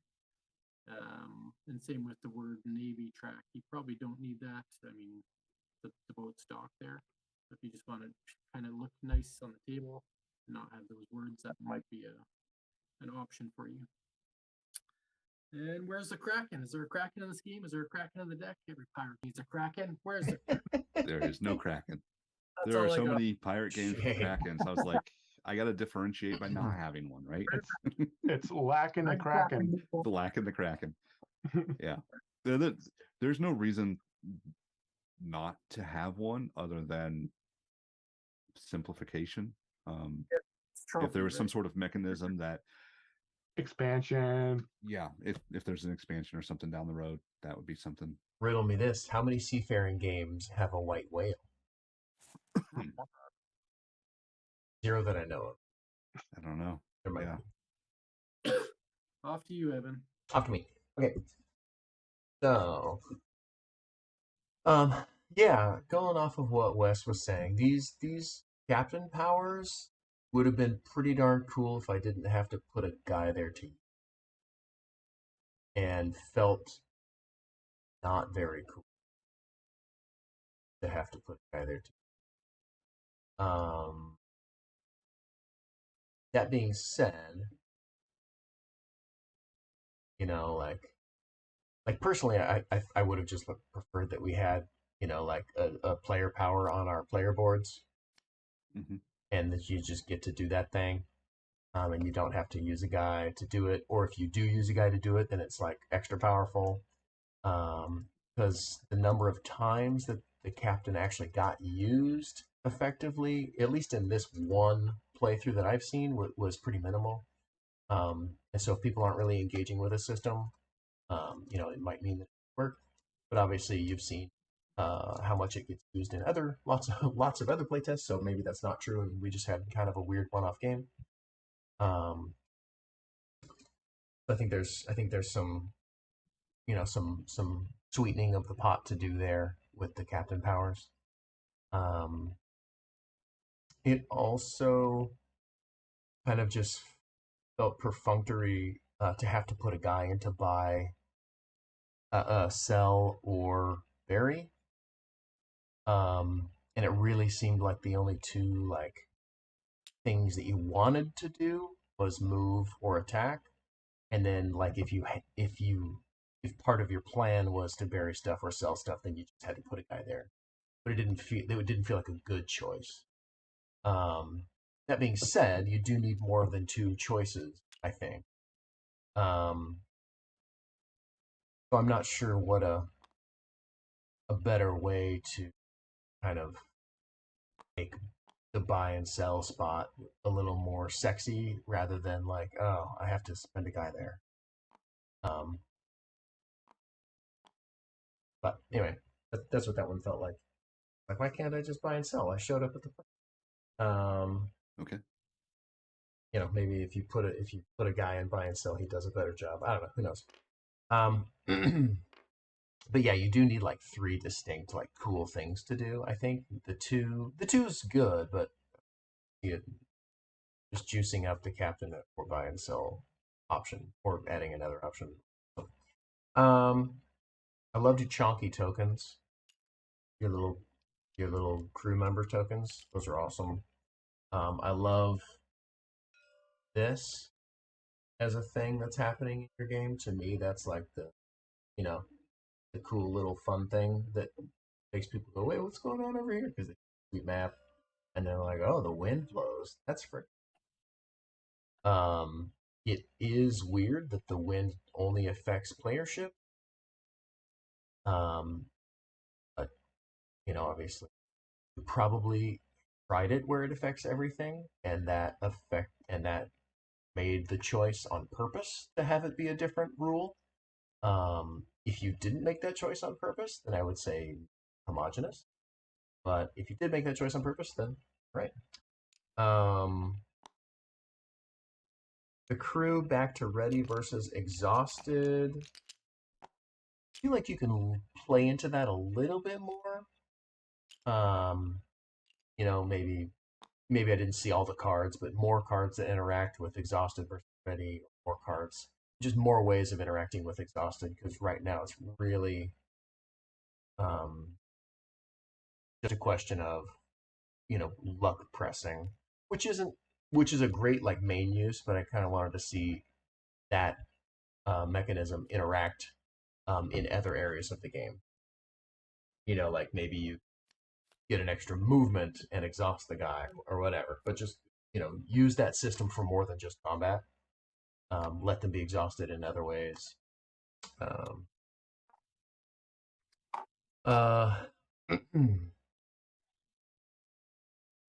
Wind. Oh yeah, wind only affects you. Bounty adds up. I really like the bounty system. I think it's cool. It was a little fiddly to have to. It was like you look for things in game. People are forgetting. And that was one of them in this game. Where it's like, oh, did we put our 2 out on that? It didn't happen a lot, but it's just one of those things where it's kind of just an extra thing to do. But I do like the system, so I'm not really saying don't do it. I just maybe there's a better way of doing that, or a way that's more memorable to get the bounty out there. It does incentivize player versus player, which if that's in your game, I think that's good, because then fact. Hidden gold. This is a personal vendetta against hiding known information. Just if the information is known, let it be known. If the information is not known, then don't let it be known. Like, sorry, little thing. I just realized I have 8 gold in my treasure chest that I didn't actually count. Cheater. Well, no, there we go. I have 46 Cheater. total. Nice. Better than you thought. You would have won if you could have caught him. Yeah. Can you expand a little bit more on that Yeah. information? So what was it that you didn't like? So the amount of money that a person earns is never secret, right? Yet you have this treasure chest that is supposed to obfuscate how much money someone has. So, vis-a-vis, I could sit there with a pad of paper and tell people, wait, how much did you just take? Right? And mark it down. What did you just gain? Okay. Right? I could take notes and know exactly what everybody has. And so the whole, like, taking that known information and then obfuscating, just for me, is super annoying, because I have a bad memory compared to most people. And it just essentially forces me to either not really care as much about the game, because I can't keep track as well as other people to know what likely outcomes are. or I have to be that guy that sits there and writes it all down. So it's a personal vendetta against hiding known information, but I don't like that. Because that information is not secret. Let's see.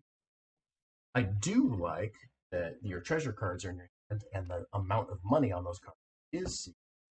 I like that because that does maintain the purpose of hidden, victory points, uh, without being previously known information that obfuscate. So I do. That. Yeah, I was just gonna say, like, you can't tell if the cards in someone's hand are maybe there are a bunch of things that are worth 3, or maybe Right. there are like several things that are worth 0.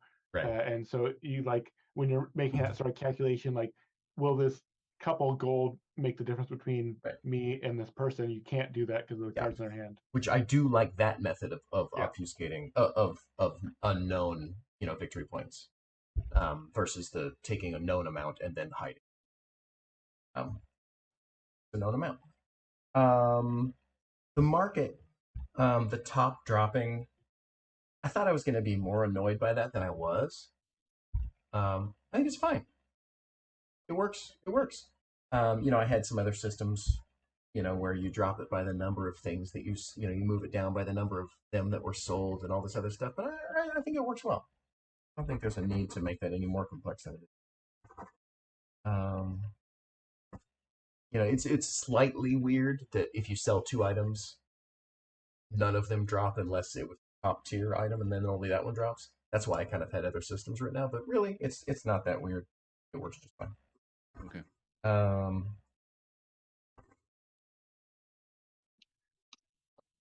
Center island, trade, supply type, or vary gold as your one action.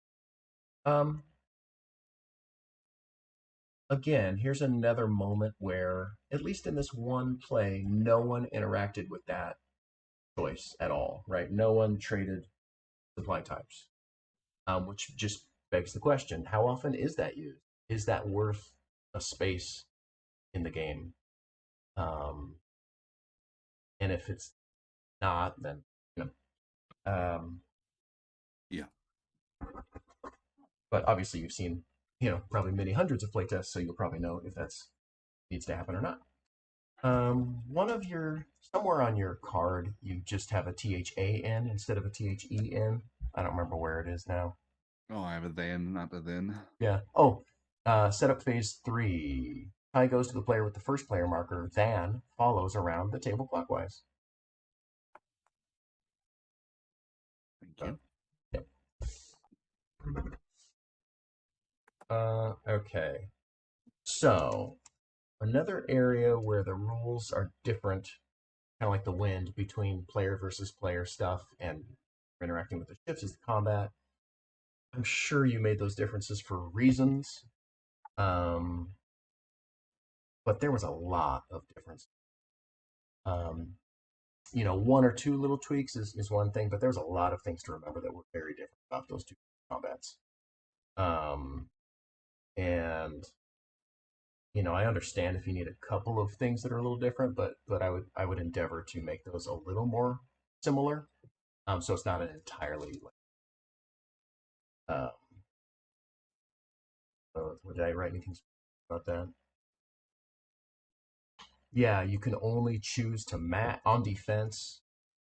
Like, I'm sure you did this for reasons, but like the fact that you had like 8 warriors standing on the deck of your ship, you can only defend with 3 of them if they only attack with 3, and then if they have some janky card that removes one of your dudes, then those 5 other dudes standing on your ship are like, well, guess we lost. It's just kind of weird.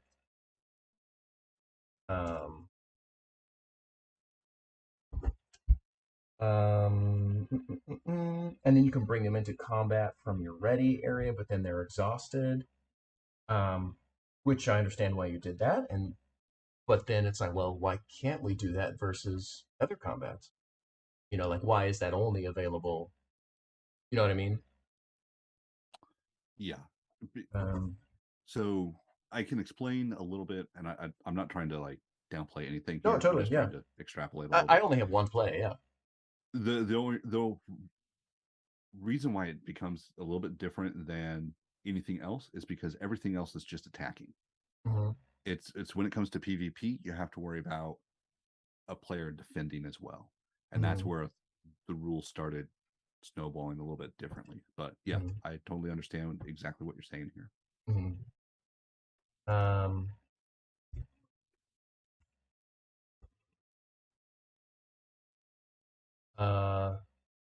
Just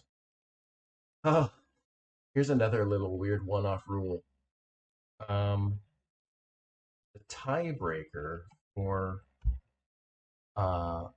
determining who's first player if multiple players are tied for how fast they were going or whatever, or how many movement dudes, right? Mm-hmm. Like you have an extra rule that was like put dudes in the bag and then drop the dudes out. Like that's just a big extra rule instead of like randomly give out the first player marker and then it can move if there's whoever goes, or if there's a tie, then it just where it is just like the rest of the. So just randomly assign the first player before the Yeah, first or round, and then whoever's most recently been on the high seat, or whatever okay. fun thing you want to do. But No, that makes sense. the extra little bag draw thing, if it happens to be tied, is like just kind of weird. Okay. And just different, and only in the first round, and will never happen again. You know what I mean? Yep. I know. I feel the same way about it. It's just one of those things where I'm just like, it happens so rarely. Yeah. It's Right. not something I've sat down to really think about. Yeah, But yeah. Well, that's what I'm saying. you Is brought up some good you points. can clear out that whole like, well, it happens every once in a while just by saying like, Yep. whoever's most recently on a boat gets this thing. All right, let's Mm-hmm. go. The cards, there, as Sasha was saying, there's a lot of extra text on there, and I am very opinionated on text amounts on cards because I was one of those super rules lawyer Magic the Gathering players who some people Okay. appreciate and some people do not. But I think it would be because you have some cards that say only do this during your movement, only do this during this, only do this during this. I think you have enough cards to make categories to get some text off these cards, like Sasha was saying. And like right after the banner, or the banner could just be a color or whatever. Instead of just white banner, it could be like blue is during movement, red is during combat, and gold is anytime or whatever, right? You could just kind of categorize them and then remove all of that text from the cards. Mm-hmm. You know what I mean? Yep. Just use a visual categorization system so that you don't have to have that extra sentence on there. Yeah. When you're drawing cards, so turn length. Again, first play, TTS, right? Yada yada yada. All the excuses, which are valid. I had a 15-minute wait, a 10-minute wait, a 12-minute wait, a 14-minute wait, a 10-minute wait. And then I also had 3-minute, 2-minute, 3-minute. Like it was a smattering. None of them were particularly agreeable. I had one 15-minute wait as the worst. In a 2-hour game, like it's not great, but it's not like the end of the world. Like how many games do you know that do that? So it wasn't the end of the world, but there are ways that you can mitigate time between turns. And one of them is I wouldn't let a person look at any cards drawn until they end their turn. It just adds that extra little like, oh, I did a thing. Now I'm going to read my card, and see if I'm going to use this before I say I'm done. Just like, get cards. Wait until you pass your turn, and then you can start planning for your next action. Okay. Based on what's in your. I like that. It's just one quick little like, it probably would have chopped off, I don't know, 5 minutes of our play maybe, but still. Yeah. Every little bit counts. Every little bit counts. Yep. With the wind. Oh yeah. So this was when I first looked at this, and then you were standing here to tell us how it worked. But if you weren't standing here telling us how this worked, my initial assumption was, oh, okay. So if I'm going this way, anywhere in this ray, right? Mm-hmm. Anywhere in this ray is double movement. Not this way as well. Yes, and that way. I had that thought for a brief second. Yeah, so this area, just to be extra annoying, this area is double movement as long as I'm heading out in that cone. Just because of the way this compass rose kind of looked to me. Not Is it the one? It's not the one over here that does that. It's the one here that does that. Okay. It makes me feel like, because if you draw lines, from these arrow points, and it's you have these lines. Mm-hmm. I don't know why my pen is so huge right now. You have these lines, right, coming off Yep. of this compass rose that makes me feel like they're important. And they're like bisecting these hexes at super weird angles, Mm-hmm. right? And it just made me think that, so when the arrow's pointing this way, I look at the two binding lines in that ray, and as long as I'm entering a hex that like touches that line, and I'm moving outward in the ray, then it's double movement.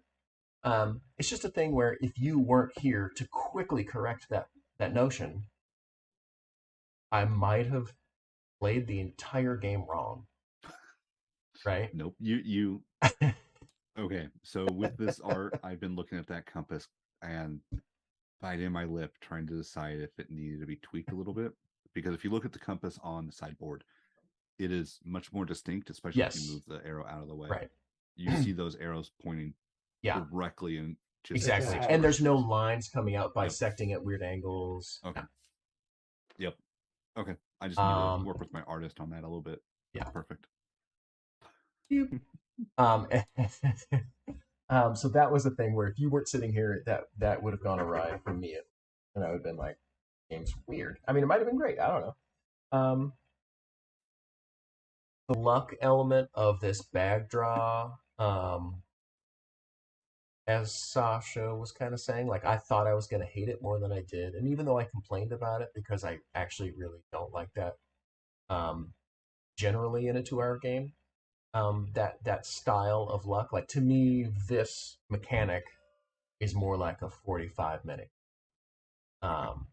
But it's mitigatable enough, right? With your Dosty mechanisms, and you get to plan what goes in, what comes out, and you have cards that affect it. It's mitigatable enough where I don't think you're gonna get a bunch of upset people about it, even at a 2-hour game, which maybe this isn't a 2-hour game in real life. I don't know. It's probably an hour and a half instead. Yeah, it depends on the number of players. It's usually a 60 to 90-minute game. Yeah.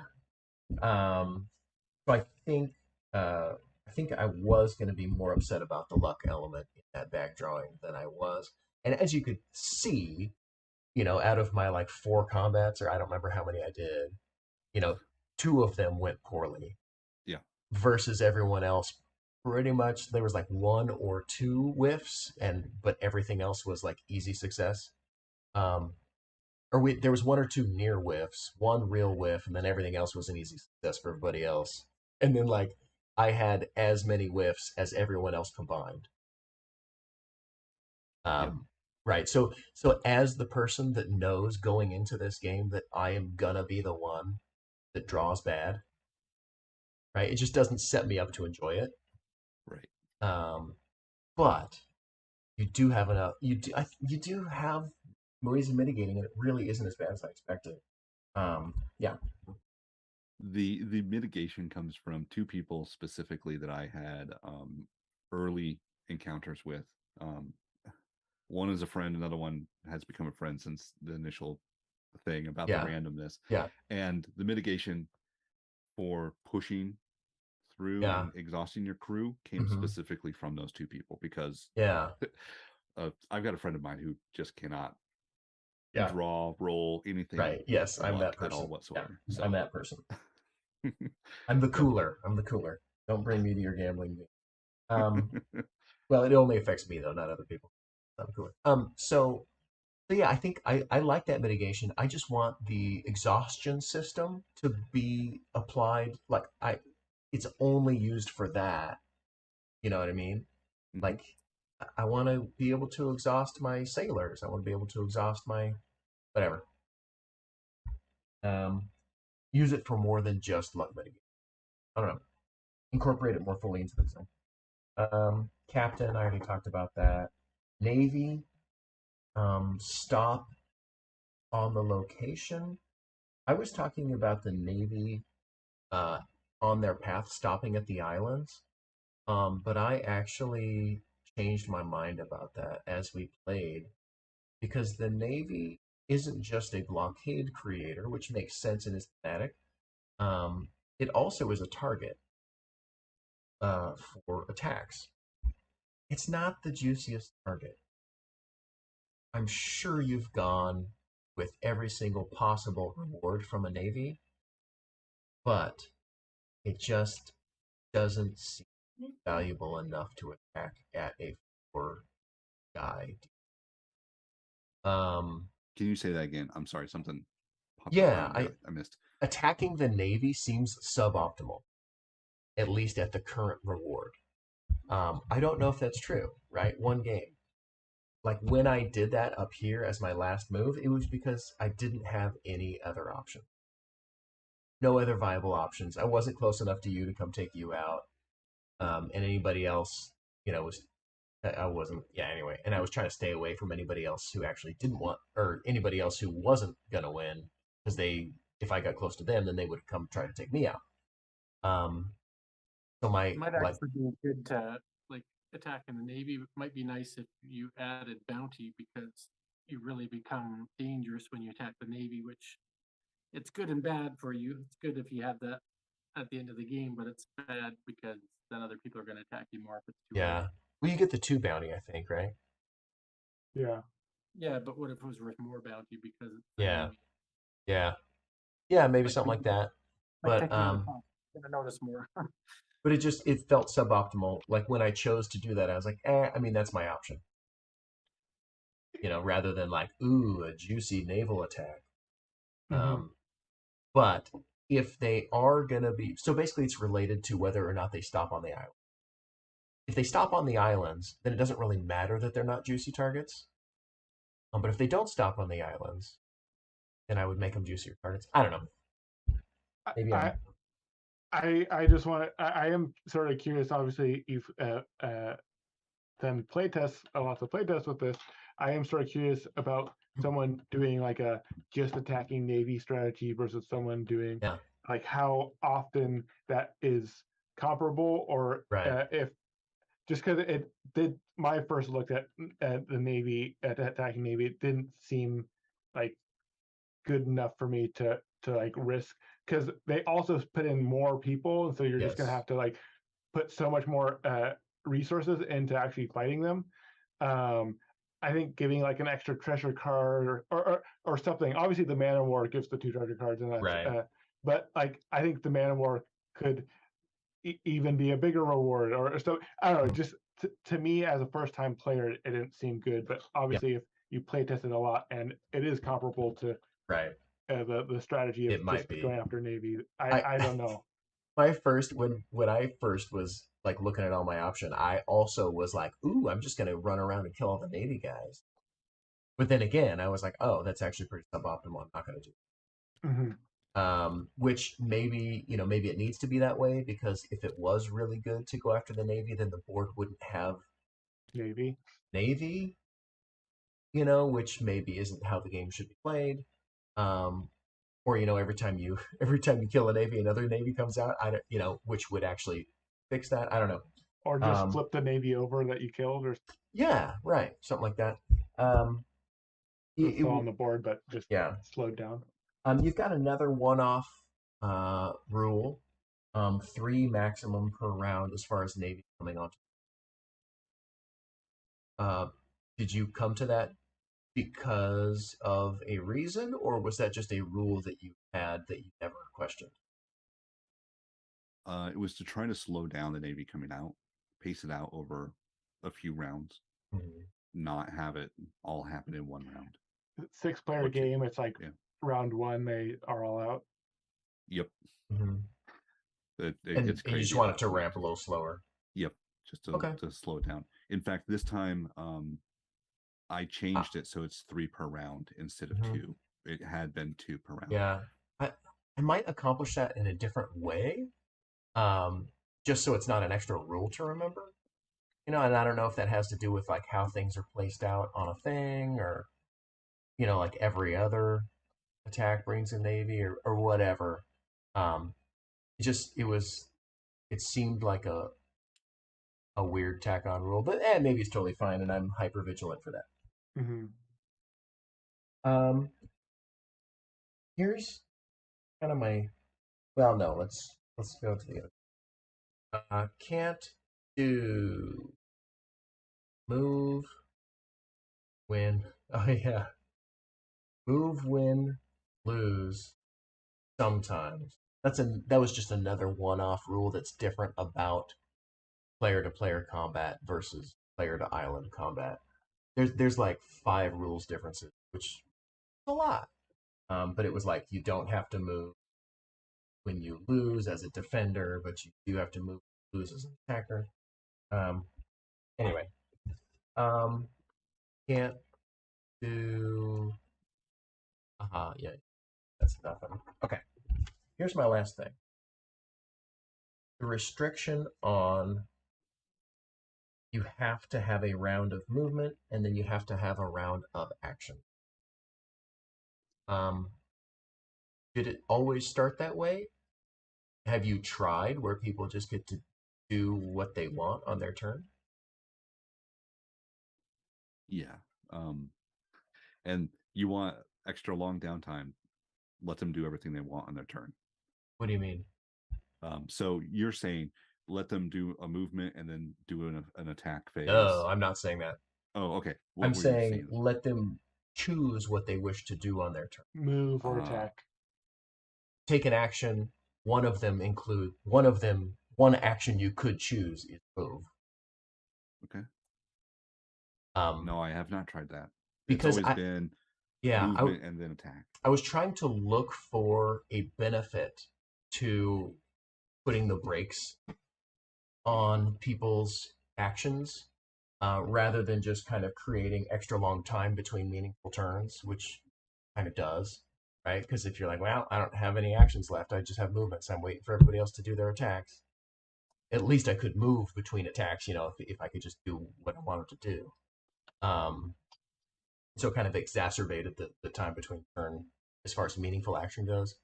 And then I was trying to see like, maybe this is why he added that restriction, so that you can't do anything on your turn, which obviously doesn't feel good, but it has to be there. Then it should be there. And I kept being like, oh, well, then it's like, okay, well, if I move and he's trying to catch me, and then he goes here, and then on my next turn, it's not a move, it's a combat, and this is a combat. It ended up being like, I was like, maybe there's a situation where it kind of affects catching somebody. Well, I mean, Wes was talking about how being the first player was sort of a disadvantage for that exact reason. Like, if you are later in the turn cycle, then you can land on someone and then attack them. Whereas if you're early in the turn cycle, you cannot land on someone if they have movement left and attack them because they'll just move. Right. Yeah. So I might explore that. I mean, maybe it would break your system and be horrible. I don't know. You know, because I'm just my mind can't see all the permutations, but I definitely felt that restriction to be grating, and to be unnecessarily restricted. I don't know if that's true, right? It might have to be that way, but I feel like it would be worth investigating. Um, where just movement is one of your options on your turn. You still only pick one option, but So if you chose to do movement, somebody moves into your space, you can choose to do movement again to leave. if you have movement left, If yeah, you have movement left, Yeah. yeah. right, Which is how it works if you're later in the turn order. right. It would homogenize the benefit detriment as far as turn order goes. Well, which maybe is good, or maybe you like that. I don't know. Yeah, I think that would be worth investigating. Um, it might be horrible. I have no idea. That's mostly critiques. Yeah, But that's fine. like I said before, I really like just like the physicality of putting these guys in the bag and drawing them out. I really like the map with, the chunky pieces moving around, and I know where I'm going to, I know where I'm coming from, and the fact that wind is affecting things and changes direction every round. Like, to me, that's the game. Is you throw dudes in the bag and draw them out, and you move around on the sweep board, and wind affects your move. Um, you have some pick up and deliver in there. You have the Navy chasing you, player versus player combat, and that's awesome, right? It all falls in naturally. Um, but I think there's a lot of table draw here. Like if you have, I'm sure you've seen this. You're sitting around at a con and people wander by. They're like, "Oh, what's this?" I'm sure you've had that, because this board makes you want to play it. This arrow makes you want to play it. And these chunky little dudes in a bag are probably fun to watch it be played. Yeah. So I Especially think with the any means necessary card. Sorry. I think you have a lot of positives here, and the fact that there is a market, even though we might quibble over how it works. The fact that there is a market to modify, the goods that you're selling is totally bread and butter for falling in line with, pick up and deliver. Great, should be there. The neutral token system, the fact that there's only 5 of them, is slick and great and should be that way. You got a lot of really cool stuff going on, and I, despite all of the things I said, I actually enjoyed it, um, and yeah, I'm just kind of excited about, like, ooh, how different could these, how how smooth could this gameplay get? And then that final version, I think, is gonna be freaking dope, man. Well, thank you. Yeah, the three of you tonight really hit on those one-off small Yeah. issues that have cropped up. You talked about the black market. How often does that happen? All of the little things that seem to kind of pop up there, that I have put in there because when they're not there, somebody gets into a situation that, think of it as you're in a room that has no lights, and these people have walked into the corner. They don't know how to get out of it. And it's not anything bad against them. I'm not trying to be saying that these people are idiots or anything like that. They are not.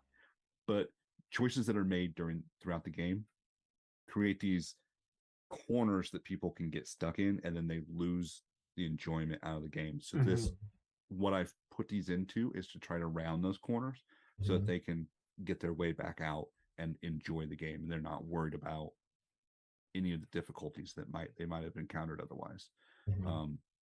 But because I've done that, you have brought this up and said, hey, these are weird. Why are we doing these rules? Like the thing about picking up the crew on that first tie of who's going to go first. It was my idea of how I was going to how I could solve that. It's like, just grab those, draw them from the bag randomly. But I really like your idea of just toss the first player You're marker to first. somebody. That Done. saves so much time. That breaks ties. There we go. Yeah. I mean, I'll remove a paragraph in the rule book. Right, exactly. So all of that stuff is super helpful. All of this has been great. And it's always wonderful every time I sit down with a new group of people to play test it, because they always see something different. So yeah, this has been awesome. Awesome, man. Good. I'm glad. Hopefully some of this stuff is going to end up being useful for you. Yeah. I did bring out a couple cards. I don't know if you saw those while you were talking. Down by your player board. Okay. These are 2 cards that are designed, I believe. These guys? If I got them right. Yeah. This is to help mitigate. No, it's down by the river. Oh, these guys. Okay. Oh. Yeah. Mermaid and Grog for the crew. Dress up a crewmate as a mermaid. Exhausted. Boo. Ready space. Okay. So these are 2 cards that are designed to mitigate exhaustion. When someone does a whole bunch of stuff and it's just exhausting their crew in the middle of the game, if they've got one of these cards, it's designed to kind of help bring them back from that. Another one of those, people have walked into that corner they don't know how to get out of necessarily. Especially with that luck base with you in mind. When you have to use your exhausted crew, I want to be able to give you a rubber band to bounce back. Yeah, I mean the trouble with card play, a deck of cards that are different as a mitigating factor, is if I'm the unlucky person who has to exhaust a bunch of guys, I also am not drawing this card or this card, right? Sometimes, yes, definitely. It is surprising. That's me. Yeah, it's really surprising. These cards did not come up. All of them are in the deck still. Yeah. I'm a little bit confused. What does dress up a crewmate as a mermaid mean? That's flavor text. Got it. Okay. Yeah. Because I mean, was there other flavor text on other cards? There is some, and that's definitely a note where it's like, choose if your cards have, if it's flavor text or if it's rule text. Okay. You can have both, but you have to distinguish them. Typically, people do that with italicized and slightly smaller flavor text, but that's, like how a Magic card has it. Right. Yeah. That's why it's typically that way. Is because everybody, most people play Magic. Yeah. But a distinguishing thing there is good, because then when I'm trying to just play the game, I can look at the relevant information and discard the irrelevant information until I have extra time to read it later and go, oh, that's funny, Okay. Yep. And then a lot of games go a step farther and remove all flavor text, but I like flavor text. Yeah, I was trying to get a little bit more of that feel for the mechanism and the theme to tie everything together. As you can see, this is very, very heavy theme. This is not. This is definitely not a Euro game at all. I do like the randomness. I do like the player versus player, and I do. I'm sorry that that's not necessarily everyone's cup of tea. It's not, but that's okay, right? And I try, and that's another thing, is I'm trying to soften that hit sometimes as much as possible. Wes, I completely understand, how you got hit in the player versus player attack. That wasn't necessarily the best. And that Sasha, I snuck away from you. You didn't get a chance to get me there. Yeah, no, and like, obviously, if I was playing this again, I would have a better understanding of how to mitigate that specific scenario. But yeah, Evan hitting me early on, it was definitely like, oh. Wait, who hit you, Wes? Was that Sasha? No, it was Dustin. So that was the double. Person who won the game. Yeah, that was the double feature that I got Wes and I ran from Sasha. That was all my rum, and then told by earnings. Yeah, like this, like this game to me seems like it should just flow a tiny bit snappier, Mhm. and rounding off corners to, in the way you kind of used that was to soften edge cases, which requires a lot of edge case rules. Whereas the corners I want you to round are the edge case rules, and I think that's the thing is and if required, make changes to systems such that those edge cases cannot happen. Right. So if the black market in the middle of the board was there because somebody ended up with a bunch of garbage, a bunch of garbage resources that were never valuable, maybe your market system needs work, right? So it that those was resources do become valuable. it is one of those things where the resources, on a rare occasion, what you see right now with the gunpowder at the bottom, Mm-hmm. I mean, some looks like someone reset them and all that. Oh, could be. It's when that happens is like one of that that that supply type ends up at the bottom on Right. both markets, Mm-hmm. and someone has gone and done something. And it a lot of times what happens is it is at the top, so a lot of people go and get that supply, Right. And then and it then drops because somebody they makes it sell to it. Yeah. market and they sell it and it Right. drops, Yep. and then they're stuck with nothing. And so Mhm. that was Yeah. That's what I'm saying what is the you design is mitigation. look to solve it systematically rather than with the Band-Aid rule. Yeah. So have the market work in such a way that nothing can stay down for or whatever. Mm-hmm. Yeah, I feel like for me, I don't even necessarily hate the black market. I think just like thematically, I am not thinking where we're burying our treasure is the place that we exchange goods. Like I think this could be like the pirate cove or something, Mm-hmm. and that's like where the pirates bank their money, or something like thematically. If it was like very clear that this is a where a trading happens, and you like Right. sort of leaned into like thematically this is a trade station, Mm-hmm. then I, it being down here, I like didn't think about it at all. Right. Uh, Whereas if it was right here, when I was just coming by here and I didn't actually have anything to do, I might have actually been like, oh yeah, sure, I'll change out some things. But the fact that Yeah. it was down here, I just never thought Didn't think about about it. it. If you lean into that as like a thing, right? Like the black market is an important part of the game that people choose to do, then you don't have to cut it, right? So Mhm. it's kind of like you either have to make it relevant or get rid of it. Is kind of, you know, I, I, I I think. I think if I played all um, optimally, I would have absolutely used the black market. I Yeah. just didn't when I was just driving by it really quickly to go Right. from over here to over here. I didn't like. I Yes. didn't remember that I could have changed something as I drove through To it put a graphic on it or something. yeah. Yeah, just make it very clear that this is a market where you can exchange things. Yeah. Because I mean that, yeah, that is not. Yeah. And maybe on second and third play the black market gets used all the time. I don't know. Mm. I don't know. Yeah, I do think I would have used it if I had remembered about it when I was driving through quickly. Yeah. Cool. Anything else, guys? I know it's getting late It's for yeah. folks. Sorry. What else? Anything else? Wes? No, all good. Thank Good. you. Sasha, final thoughts?